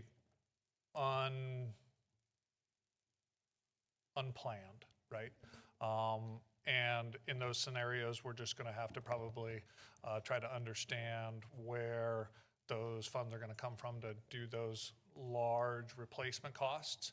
But for all intents and purposes, we are trying to be proactive in taking steps to make sure that we have the funds in place to do that routine maintenance and replacement should the systems need to be replaced.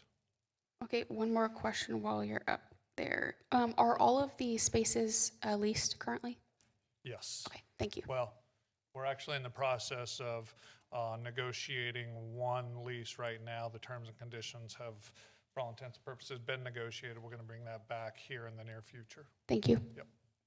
I'll have follow-up to that. You said if these rents are currently paying or exceeding expenses, then why can't you pay for the parking fund? They can. We can.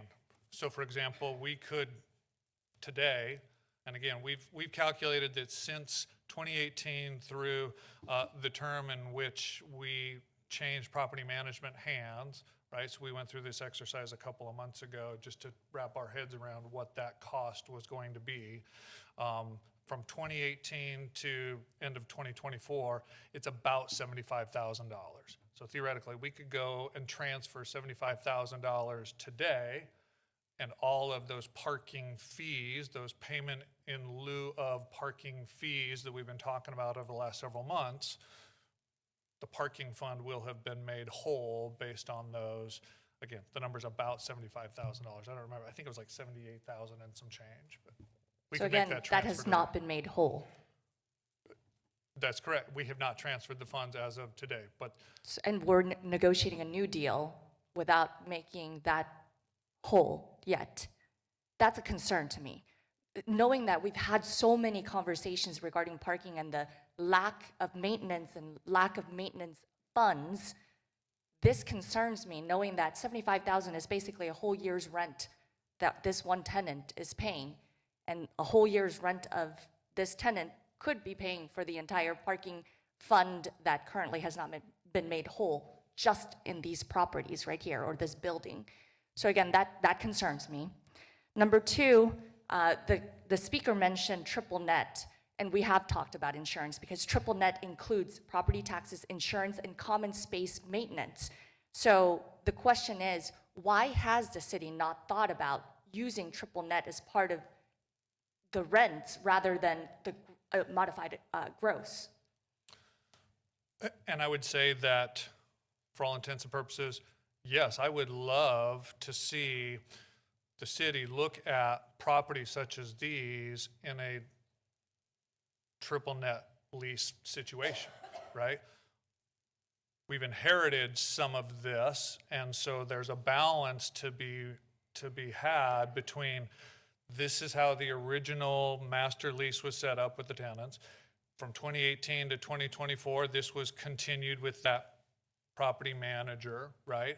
And so there are tenants out there who have been good tenants. The two tenants that we are renewing these leases, this tenant and the next item on the agenda, have been good, long-standing tenants, right?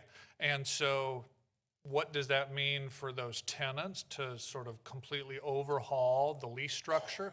Those are just the balances that we're trying to achieve between retaining those good tenants and continuing to support those businesses while still recovering the expenses that we need to recover, versus long-term conversations of, okay, what does it look like to convert from a gross lease, modified gross lease now to, okay, in a couple years, what does it look like to change to a triple net, reducing the rates, understanding that passing on those costs of property taxes, et cetera.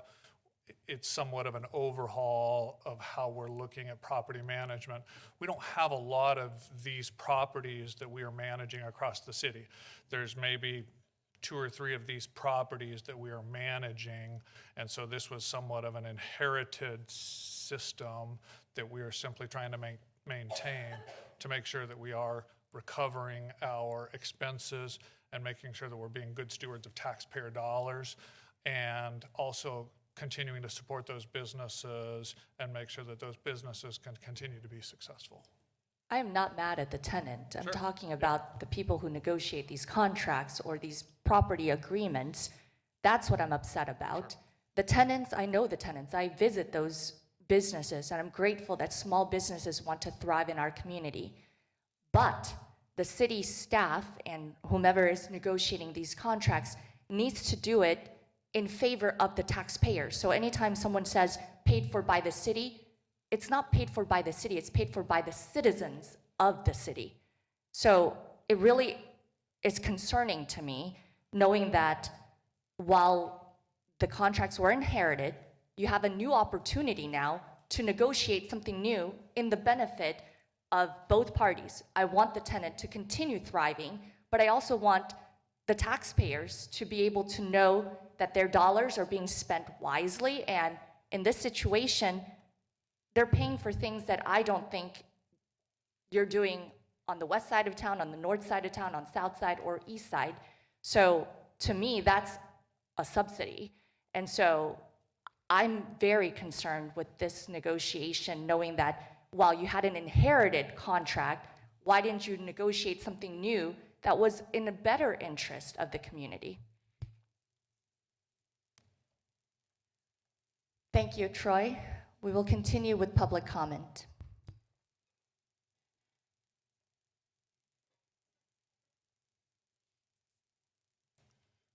My name's Doug Ballard. I'm in District 6. I know it's just kind of small potatoes compared to what you're talking about, but what concerns me is the late charges on the property tax. It's not an obvious, I mean, how do we do that? How can we can't pay the county? That's just a waste of money. I mean, it's not a lot of money, but it's over $1,000. So what's going on? So that's my only question. There's 3 years where we were late.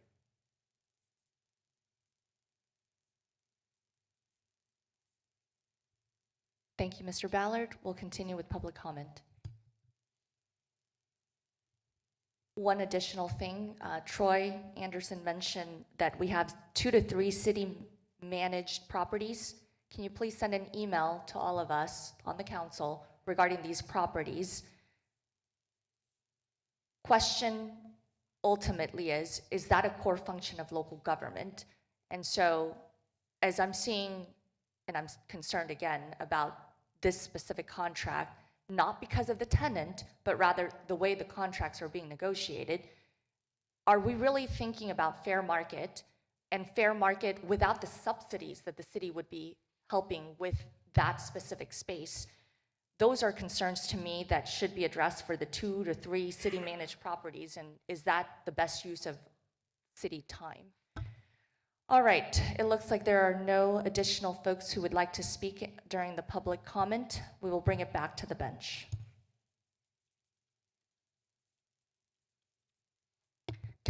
Vice Mayor Johnston. Thank you, Mayor. I will point out that the lease rate of 1710 is 7% above the top of the market rate and 31% above the bottom of the market rate. So I think that's fair, but I also think this may be an opportunity for us to look at the structure of the leases, get them more in line with what's going on in the market, and that is a triple net lease. Maybe we can go back and figure out what $75,000 is now with a lease rate plus a triple net. That way, when those triple net costs do go up, that lease does escalate, like the mayor said. So might be an opportunity there. And personally, I think HVAC should be on the tenant to replace, because as the speaker said, Twyla said, there is no incentive to maintain those units if you don't have it. And I've been there. And when we were leasing years and years ago, we did not have incentive to have those maintained, and we didn't. And the landlord had to replace them. And as soon as he replaced them, he changed the lease to us having to pay for it, so we maintain them. So he learned his lesson on that, I guess. Maybe we can here too. So those are just my thoughts. This might be a good opportunity to go back and just reframe it. Maybe come up with the same numbers, just reframe it. I will add a couple of comments regarding that. I think that, again, everything increases. At the very least, it increases due to inflation. That's about 3%. And this current contract does not build that in. It also locks us up for 5 years. So I'm going to move something that is not staff recommended action.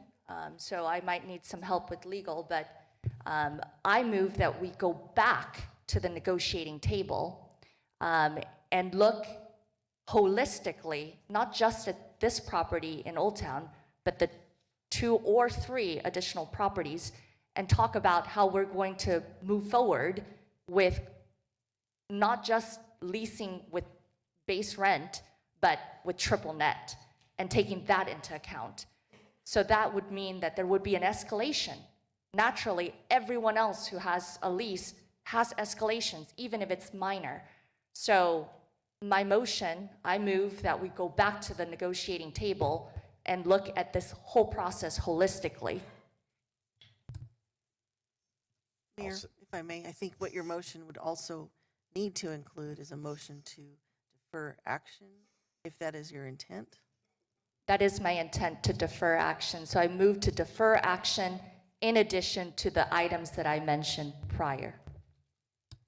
I'll second that. And may I ask if you have a timeline so we can set this for a date certain?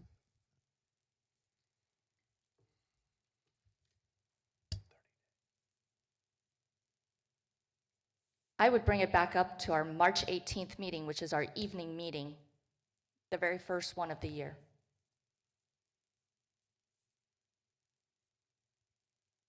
Councilmember Ballard. Thank you, Mayor. Since this is in my district, I'm not completely against with the deferring, but I'd like to know what the unintended consequences are of continuing to kick this can down the road. I think that, we do need to, maybe 5 years is too long to have a lease. I don't know. I'm not in that arena, so I don't want to pretend like I am, but, I have a real hard time with the annual renewals. Obviously, someone's not looking at the contracts. There is some big loopholes in addition to a whole other slew, but I am curious, what does that mean? What does it mean for the tenant if we push this back? And, you know, supporting small local business is incredibly important to me, and I know what businesses we're talking. They've been there for, you know, over a decade, many of them. I know that's a real slippery slope, you know, but there needs to be some accountability on both sides. So I'm absolutely fine with, you know, taking a little bit of time, but I would like to know what that looks like moving forward and what we would potentially be able to expect from staff. Councilmember Ballard, if I remember correctly, they've been paying their rent even though the expiration of this contract ended in 2021. They've been consistently paying month to month, correct? Right, but my question is, if we go back and, you know, now HVAC's going to be on the tenant, insurance is going to be on the tenant, like, I don't know what we would be looking at negotiating, and already $6,200 is a lot per month for that space, which maybe it's comparable, maybe it's not. You know, I also don't want to price ourselves out of the market where we have empty buildings on the core that we are trying to do investments in and really beef up. So, you know, I'm happy to have those conversations. I just want to make sure that we're playing the tape the whole way through and looking at all the sides.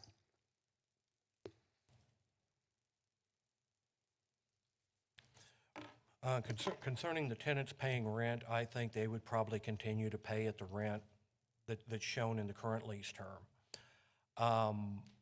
What it will take to modify these leases, I don't know. I'd have to get with the management company, see what they're seeing in the market. I mean, you know, they looked at our leases. They did not have a real problem with them.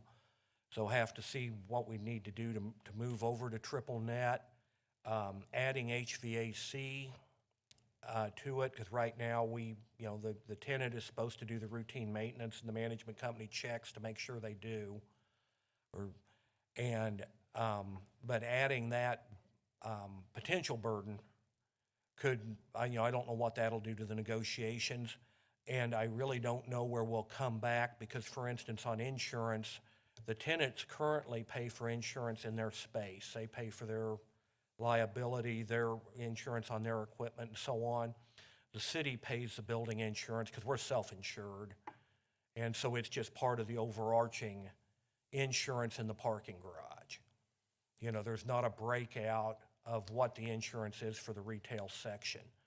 So I don't know what would be involved. I don't know what kind of number you'd see coming back. Are there any consequences per the contract to delay it longer than it already is? There's really not. You know, they're in wherever they are in the annual lease term. I'd have to take a quick look. The one we're looking at now, the current term will end April 30th of 2025. The second one that we were going to discuss, their actual term doesn't end because they were on a first of the year basis, so they're in a 1 year term that'll go to 12/31 of 25.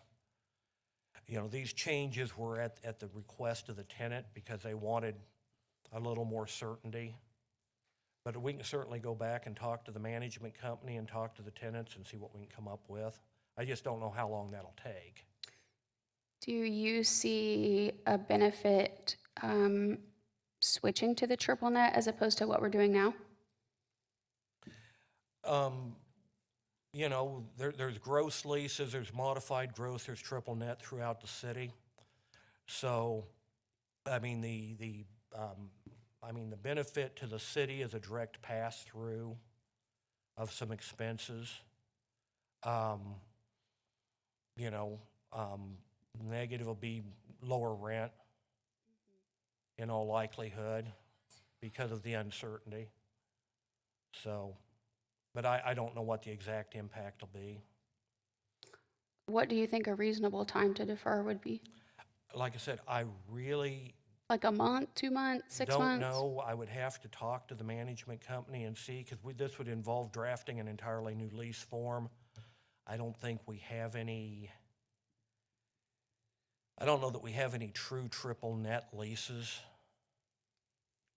right now, so we'd have to come up with a new lease form, and that involved the formula for, I mean, it's just detail, but it's, you know, how to calculate the expenses, how to notify the tenant when the tenant has to pay, and so on. Because there'll be an annual, on a triple net, there's normally an annual, you know, balancing out after you get your taxes and your insurance and everything. And how long has it taken you to negotiate where we are now? These leases, it's been, well, these are a little different, but I know we've got one that we were going to be bringing in that's in a similar lease form to this that we've been working on for about 4 months. Okay, thank you.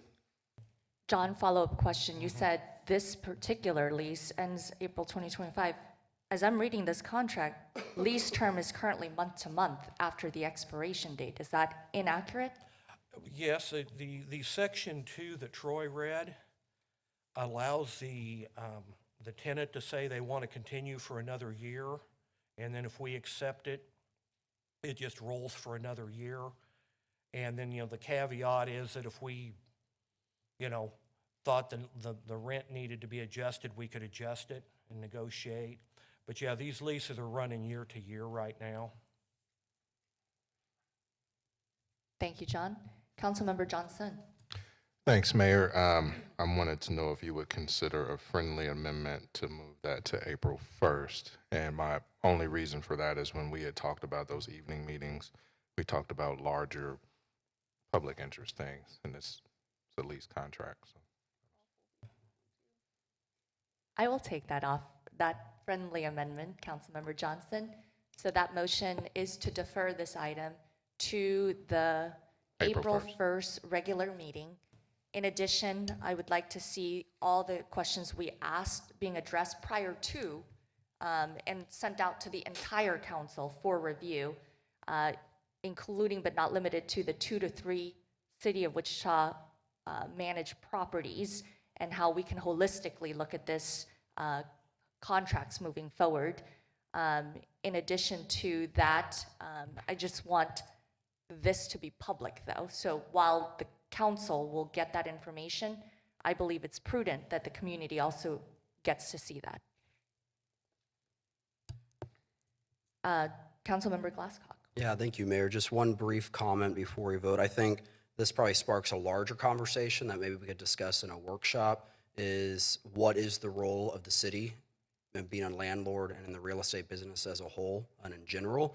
We've got ourselves out of it or getting ourselves out of it in housing, and maybe this is a path forward that we can look at getting the city out of being landlords in these eco-devo projects as well. Can that, City Manager Layton, can that be part of a workshop conversation as well? Or as part of this discussion as when we come forward. There's no doubt we do not want to be in the landlord business. We just recently looked at a business deal regarding office space that would have required us to become an owner of a building and a landlord. Do not want to do that. And this is an unfortunate position that we're put in because we have retail space in an existing garage. And, excuse me, so I'm not sure how we could creatively get out of that. Surely something we can look at. I don't know if anybody would buy that space from us, but I'm with you. I'd prefer not to be in the real estate business. And we actually, over the last 15 years or so, we have switched positions. Previously, the city was aggressive about buying property, owning property, even thinking about redeveloping it, and all things that the private sector should be involved in, not necessarily us. Yeah, that would solve this entire conversation. And if I recall correctly, City Manager, last year we sold a city-owned building, for instance, to a nonprofit, Wichita Habitat for Humanity. So the city is trying to get out of the property management business that is not a core function. That's correct, Mayor. Thank you. So I have a motion and a second from Vice Mayor Johnston. Any further discussion? I see none. Madam Clerk, please open the roll. Yeah, defer until April 1st. Motion passes 7-0.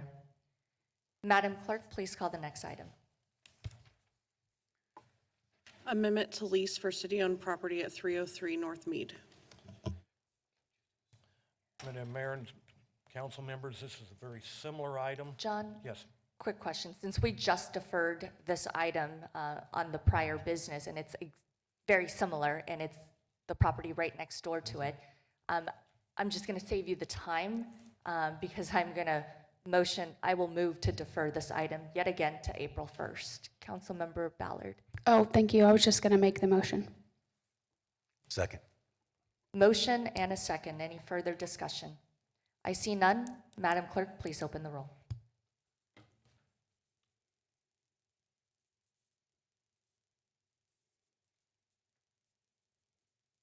Motion passes 7-0. Thank you, John. Madam Clerk, please call the next item. Funding for 2025 sanitary sewer lift station rehabilitation.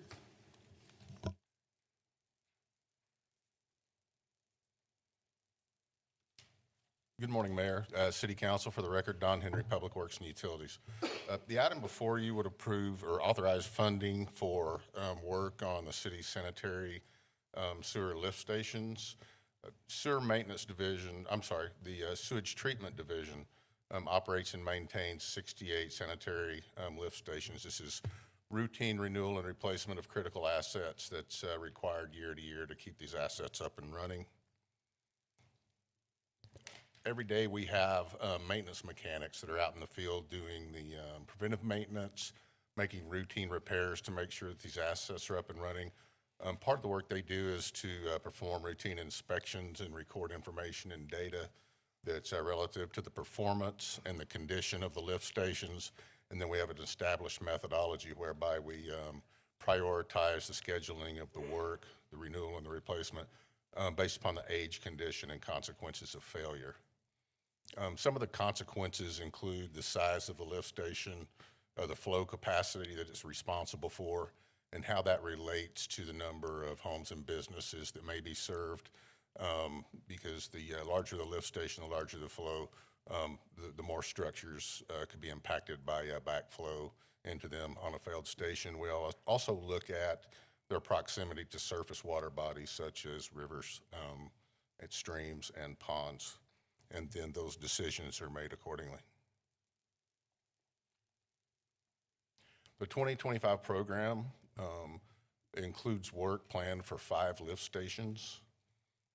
The information on the slide before you is identical to what's included in the agenda report. So I'll just add the locations to that since we don't have a map included here.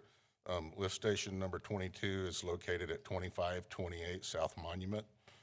Station number 30 is located at 3210 South Hydraulic. 5142 West 47th Street South is the location of Station 57. Lift Station 42 is located behind Century 2. And then finally, 739 West 10th Street is the location of Lift Station number 55. The 2025 through 2034 capital improvement program includes funding in the amount of $1,200,000 for this work. This work, as well as just like other projects in the capital improvement program, have been included in the cost of service analysis, and authorization of this will not impact sewer rates. Therefore, staff requests approval of the full amount at this time and recommends that the City Council approve the budget, adopt the resolution, and authorize the necessary signatures. Thank you for your attention to this item, and I'll stand for any questions that you have. Thank you. Questions for staff? I see none. Thank you very much. We will open it up for public comment. I see none. We'll bring it back to the bench. Given that this is already funded or budgeted for funding through revenue bonds as well as the sewer utility cash reserves, I move to approve the project budget, adopt the resolution, and authorize the necessary signatures. Second. Motion and a second. Any further discussion? I see none. Madam Clerk, please open the roll. Motion passes 7-0. Madam Clerk, please call the next item. Starlite Drive-In Loan.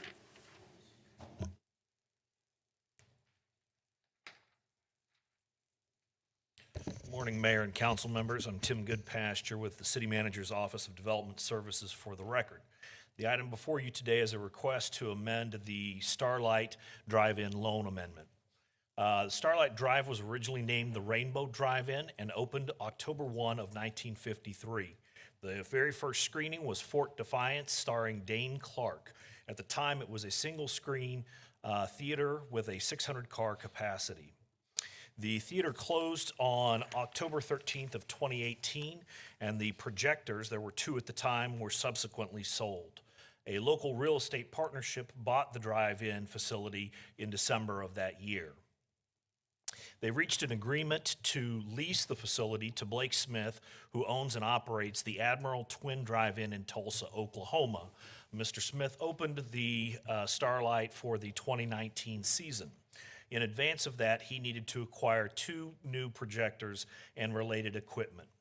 As part of the background, after the sale of the Hyatt Regency in September of 2016, each city council district was given $1 million to invest in community projects. District 3 chose to invest $200,000 of its $1 million as a low-interest loan for the Starlite to acquire the new projectors and reopen the Starlite Drive-In. These are just some pictures of the facility. Mr. Smith has requested to restructure the existing loan. He is proposing that he would pay down of the $200,000, he would pay $50,000 down in February, and then beginning July 1, he would make monthly payments of a little over $2,100 a month through June of 2031. So that's a 6-year repayment of the $200,000 loan. The loan proceeds would be returned to District 3 for community investments. Mr. Smith will sign a personal guarantee and a promissory note and will provide a letter of credit through his bank in Tulsa. Therefore, it is staff's recommendation that the City Council approve the contract amendment and authorize the necessary signatures. I believe Mr. Smith is on Microsoft Teams and can answer any questions specific to the facility, and I would be happy to answer any questions as well. Thank you. Questions for staff or for Mr. Smith? I will begin since Mr. Smith is joining us via electronics. Mr. Smith, can you tell us, thank you again for your investment into Starlite Drive-In. I know that this community was very passionate about keeping the Starlite Drive-In. Can you tell us how your business is doing, as well as your future plans in the next few years as you continue to bring down that debt? We're doing pretty good. The whole industry, the motion picture industry, there's not as much product as there used to be. We had Hollywood strikes. Really, the pandemic changed everything. Streaming, there's just more product going streaming. So, we're probably looking at about half the movies being released that used to be released. And so when I came into the situation, sorry, I'm hearing an echo. When I came into the situation, I based everything on the previous 5 or 6 years. See if I can fix that echo. I can't concentrate. My apologies there. And so I've been having to sort of rework a few items to, keep the place viable.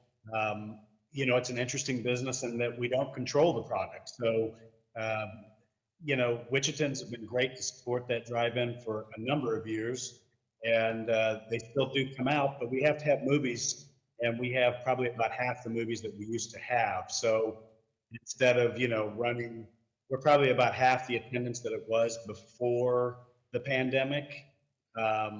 And, I don't know if it ever completely comes back, but I would say that as a whole for the industry, not just for the drive-in itself. We're all in a situation in theater exhibition of unfortunately having to raise prices, to combat the smaller attendance. With that said, it's still a fun business. I still like doing it. And I believe that we should be able to service this agreement that I've proposed. And, I think people will keep coming out there, and we're trying to get open in February in a couple of weeks here and get the 2025 season going. Thank you, Mr. Smith. And again, when is the start of the season? February 14th. Thank you, Mr. Smith. I just had one more question. I don't know if it's for city manager. Obviously, each of the 6 districts received $1 million, so it's a total of $6 million. Can you address how much money is left with those funds? Mayor, I've got that number, but not in front of me. I think I have provided it to you also. I can't remember. Many of the districts have spent their full $1 million. They did primarily for capital projects. Districts 1 and 3 have some discretionary, I think, funds left that are community-based. And in the case of District 3, also money that is being replenished. For instance, this $50,000 would go back into the district. But I know that all of the money for District 2 was spent on capital, for District 4, for District 5, and District 6. Thank you very much. I see no further questions for staff. We will now open it up for public comment. I see none. I'll bring it back to the bench. This resides in Councilmember Hoheisel's district. Thank you, Mayor. First, I'd like to thank Blake and his real estate partners for essentially saving the drive-in, stepping in when we needed you. This is something near and dear to my heart. That's how my family and I saw movies growing up. The Hoheisel van packed up with all the bad kids that we had and parked out there. But it's a great way to see a movie. Carload passes, that's definitely a highlight for kids and for families that don't necessarily have the means to go to the theater.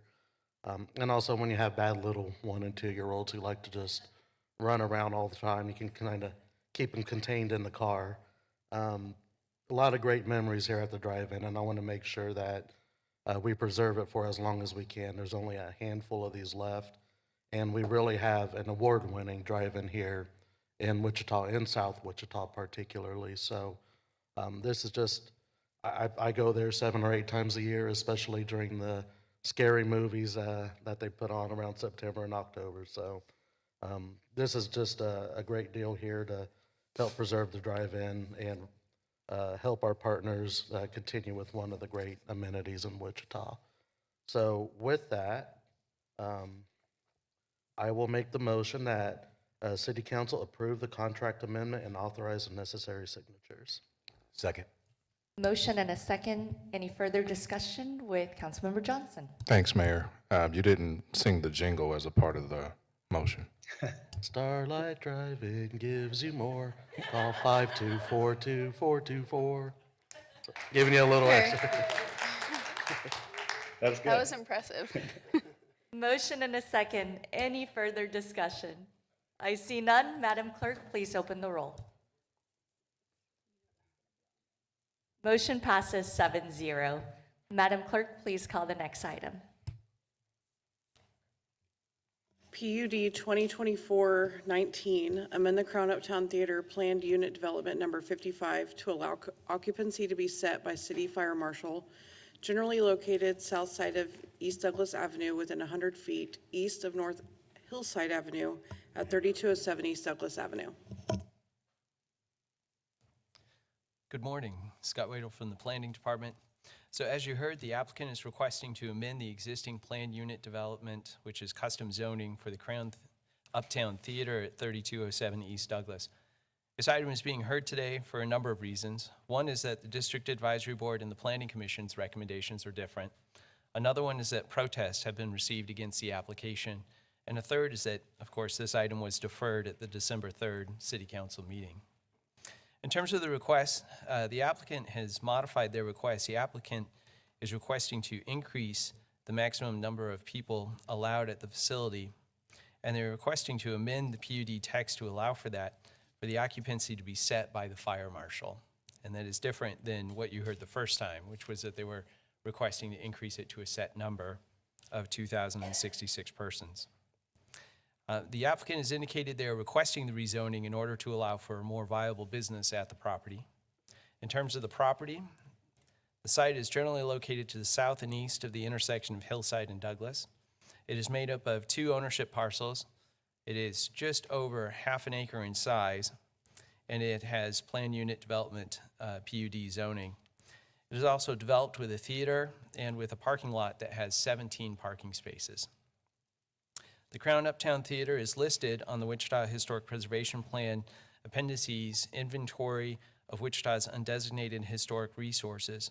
The Wichita Municipal Code provides that the preservation planner may place immediate but temporary interim controls prohibiting alteration or demolition of any building, site, or structure identified on that list. There is a notice requirement, and the interim control cannot exceed 30 days except if extended by the City Council. There is an appeal process to the Director of Planning and the City Council for that. In terms of context, properties to the north are zoned GC, General Commercial, and developed with commercial stores. Properties to the south are zoned LC, Limited Commercial, and B Multifamily, and are developed with multifamily dwellings and a duplex.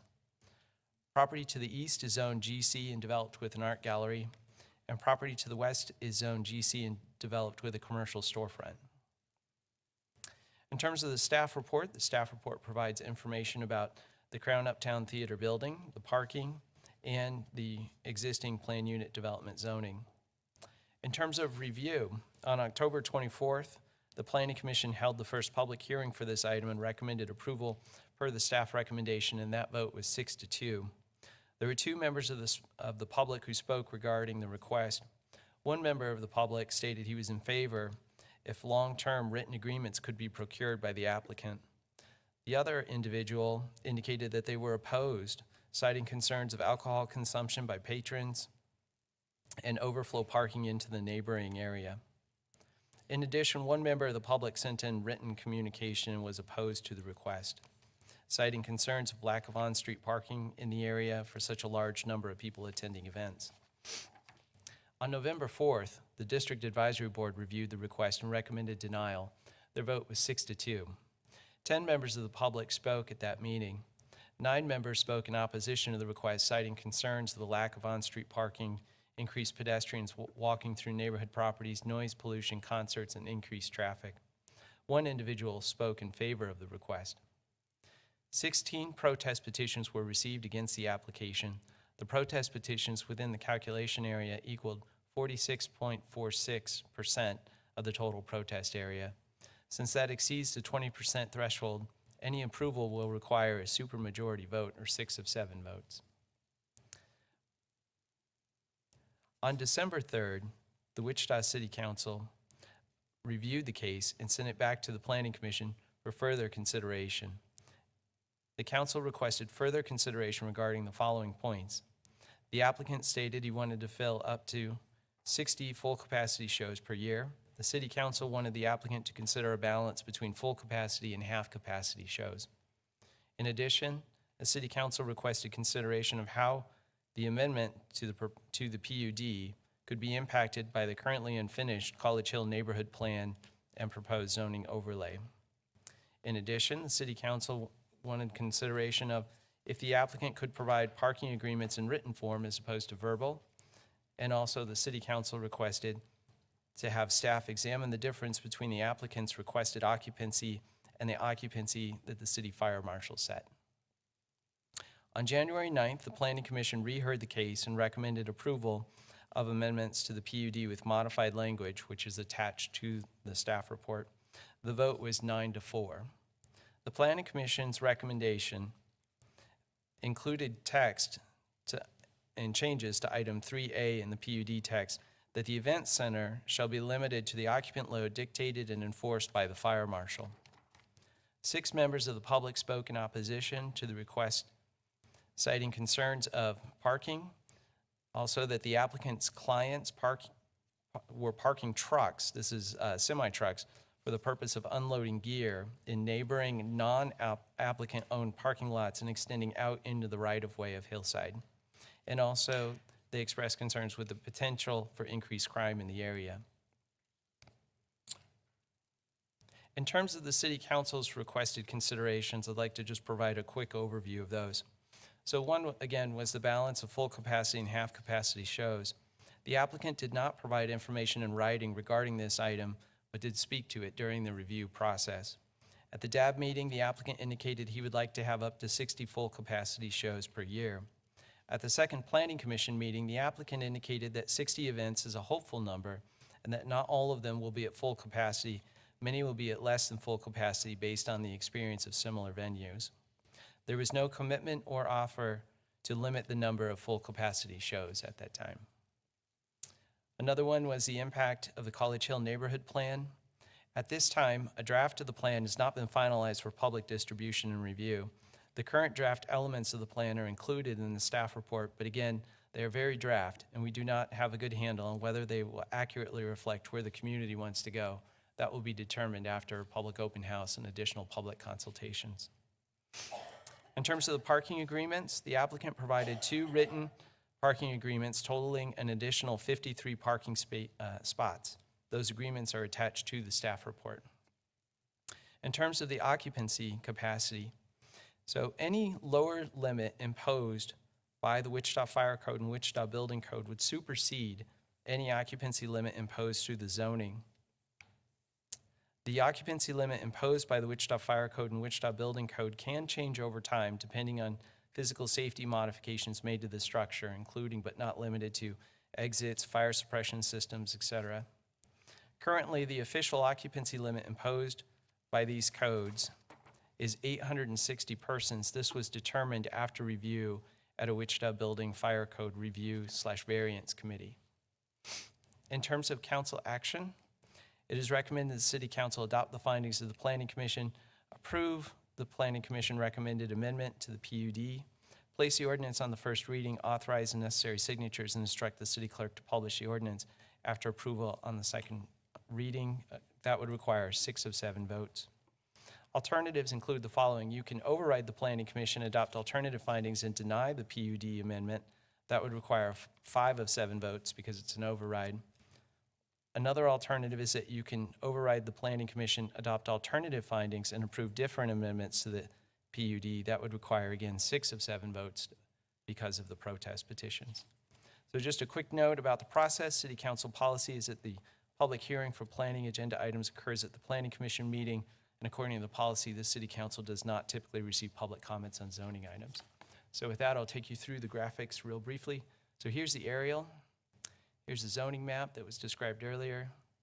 Here's the map from the comprehensive plan showing that new residential is recommended in the area.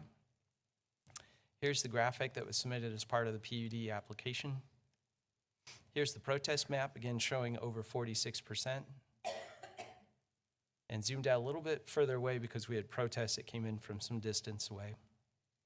Here are photos from the site. This is property to the east. There's the theater. Looking to the north, again to the east. There's some containers that were in the parking lot at one time. I've been informed that they have been, the applicant indicated that they have since been moved.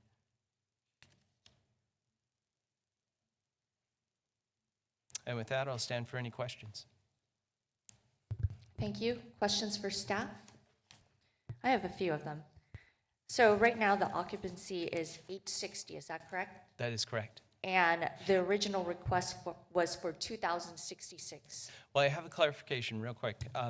It is set at 860 per the fire code and the building code. However, the zoning for this property limits it to 850. So there's a 10-person difference between the two.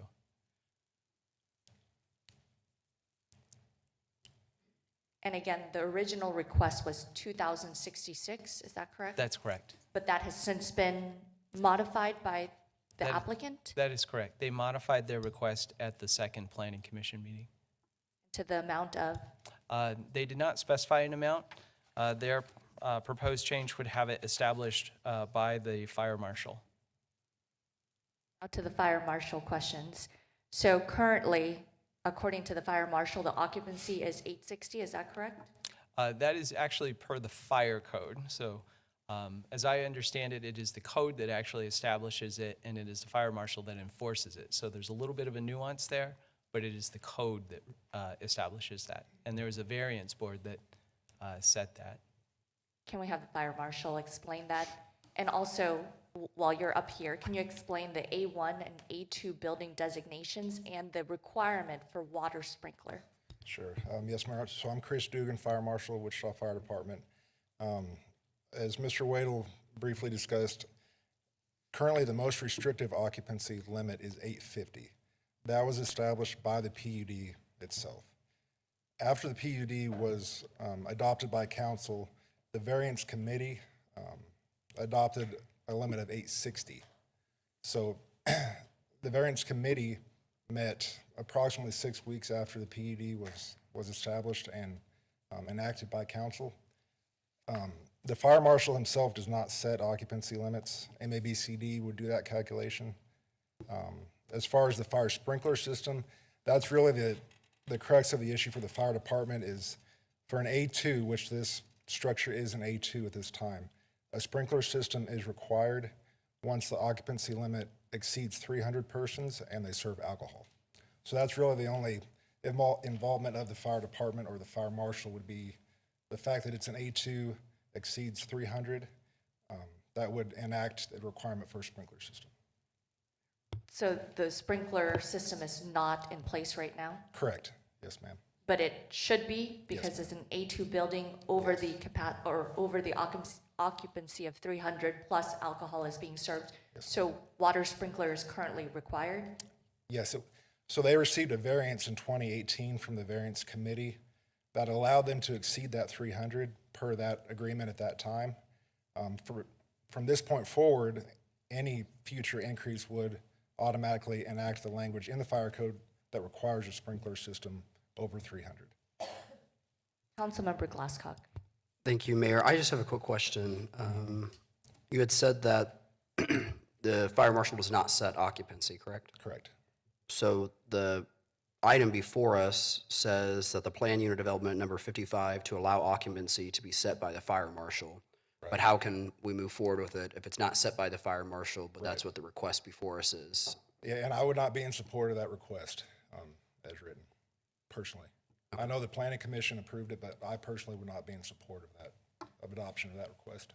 Okay, thank you. Councilmember Ballard. Thank you. Thank you for being here. Can you explain what happened in 2018, the variance and? So in 2018, the previously established limit, I believe, was around 500 or 550.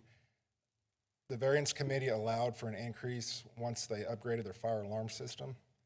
And also, they have plenty of exit egress paths, the upgrades to the fire alarm system. So at that point in time, the variance committee felt comfortable with allowing them to up their number up to 860.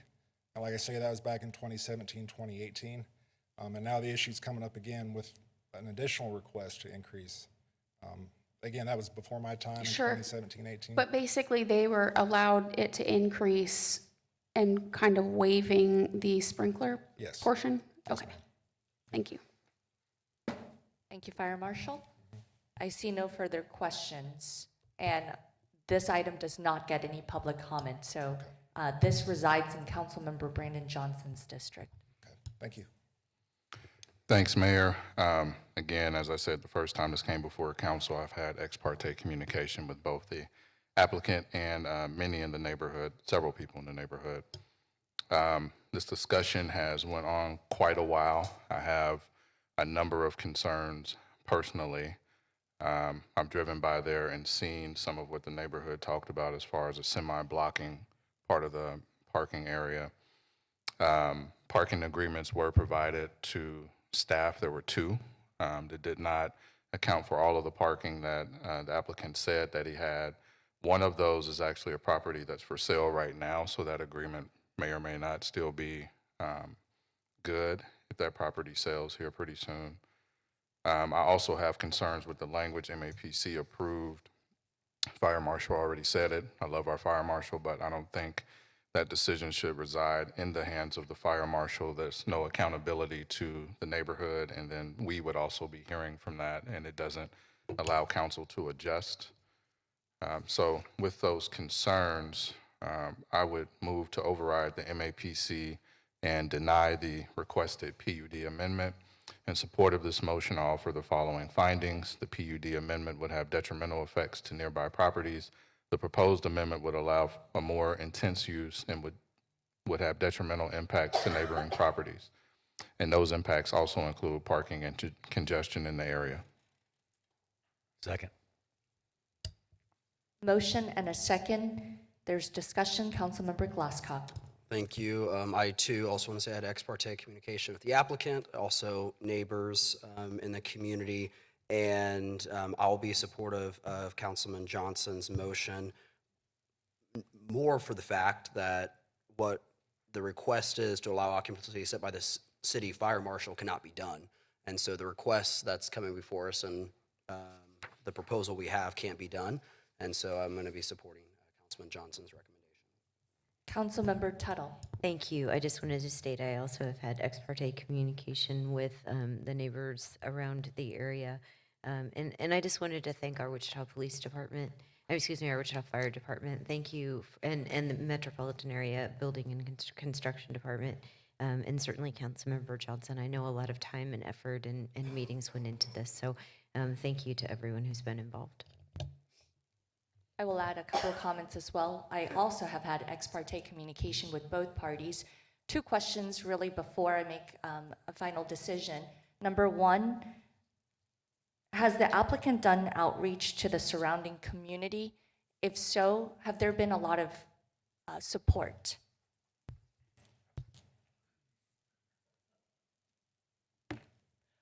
I think that was an item of discussion and different perspectives on that one, so I'm not sure that I have a clear answer for you one way or the other, but I can tell you I don't believe that we received any invitations or notices of any formal public meetings.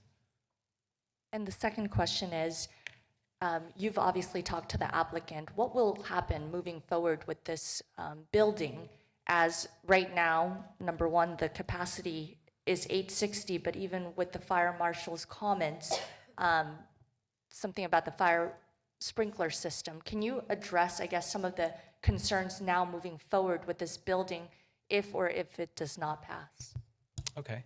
Well, the applicant has indicated multiple options that they may pursue in the future. One of those is to demolish the building. There is a process that was described as part of the staff report for addressing that and considering that. The second thing is that the applicant has indicated there are some alternative uses that they may choose to pursue. One that I can recall is storage at the site. I think they even mentioned maybe like a shelter at some point. So there's been a variety of uses that have come up in discussions and have been presented by the applicant. Thank you. Councilmember Glasscock. I do have a quick question. If denial today, how long does the applicant have before they could bring back another application? Sure. The standard is 12 months, so 1 year, unless there are substantial changes to the application. If it is substantially different, then they have the option of bringing it back in 6 months. So could the applicant, if they install fire suppression, if they address maybe some of the concerns, bring back, would that be substantially different? Who determines substantially different application? Is that you or is that law? If there's a question about it, then it would go to the Planning Commission for a determination about whether or not it qualifies as substantial. Thank you. I see a motion and a second. Any further discussion? I see none. Madam Clerk, please open the roll.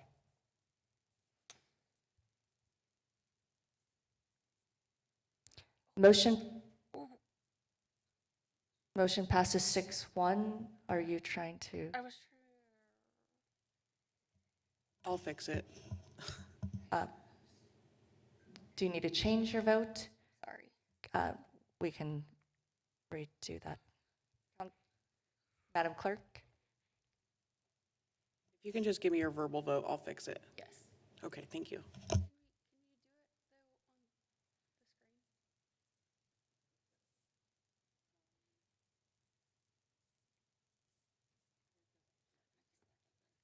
I think motion passes 7-0. Madam Clerk, please call the next item.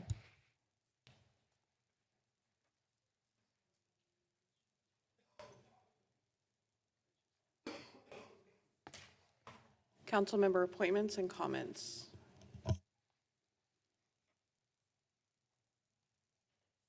Yes.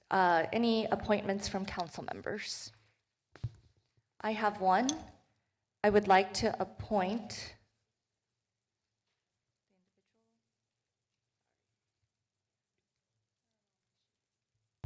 give me one second.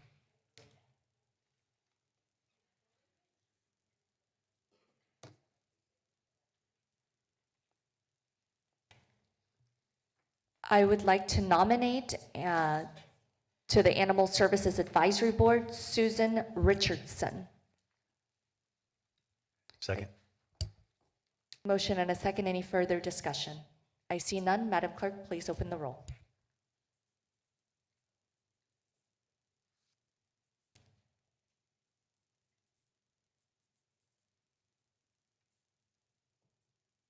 Motion passes 7-0. Council member comments. I have one. Vice Mayor Johnston. I would like to thank the community for coming out for the prayer service. I think it was very good. I think it was very healing for people. And I tell you what, that gentleman that sang the Our Father, it sounded like God was singing it. He was really, really good. So I'd like to thank everybody for that, and continue to keep the victims and their families in your prayers. I think they still need it. They'll need it for some time. The second thing I'd like to thank is the turnout we had last night at our district advisory board meeting, mainly regarding golf carts. So we got a lot of good input on that. So thanks to everyone who turned out for that.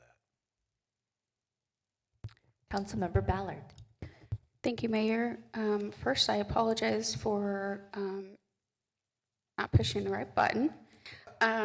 Second of all, I've had some discussions with some of the members of the College Hill neighborhood and association, and discussed a potential moratorium for home demolitions, except in the case of an emergency for purposes of parking. So I'd like to ask staff to bring forth a resolution that would put a 1-year moratorium on home demos in the College Hill neighborhood.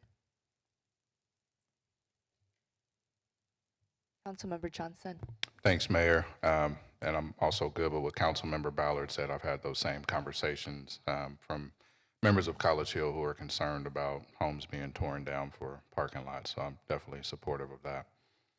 I also wanted to shout out Scott and all our city team that stayed up with us at DAB last night until I think it was 11:03 when we got done, and they're all back today. So definitely want to shout them out and appreciate them being there. Thank you all. I will now move to adjourn this meeting. Second. Motion and a second. Any further discussion?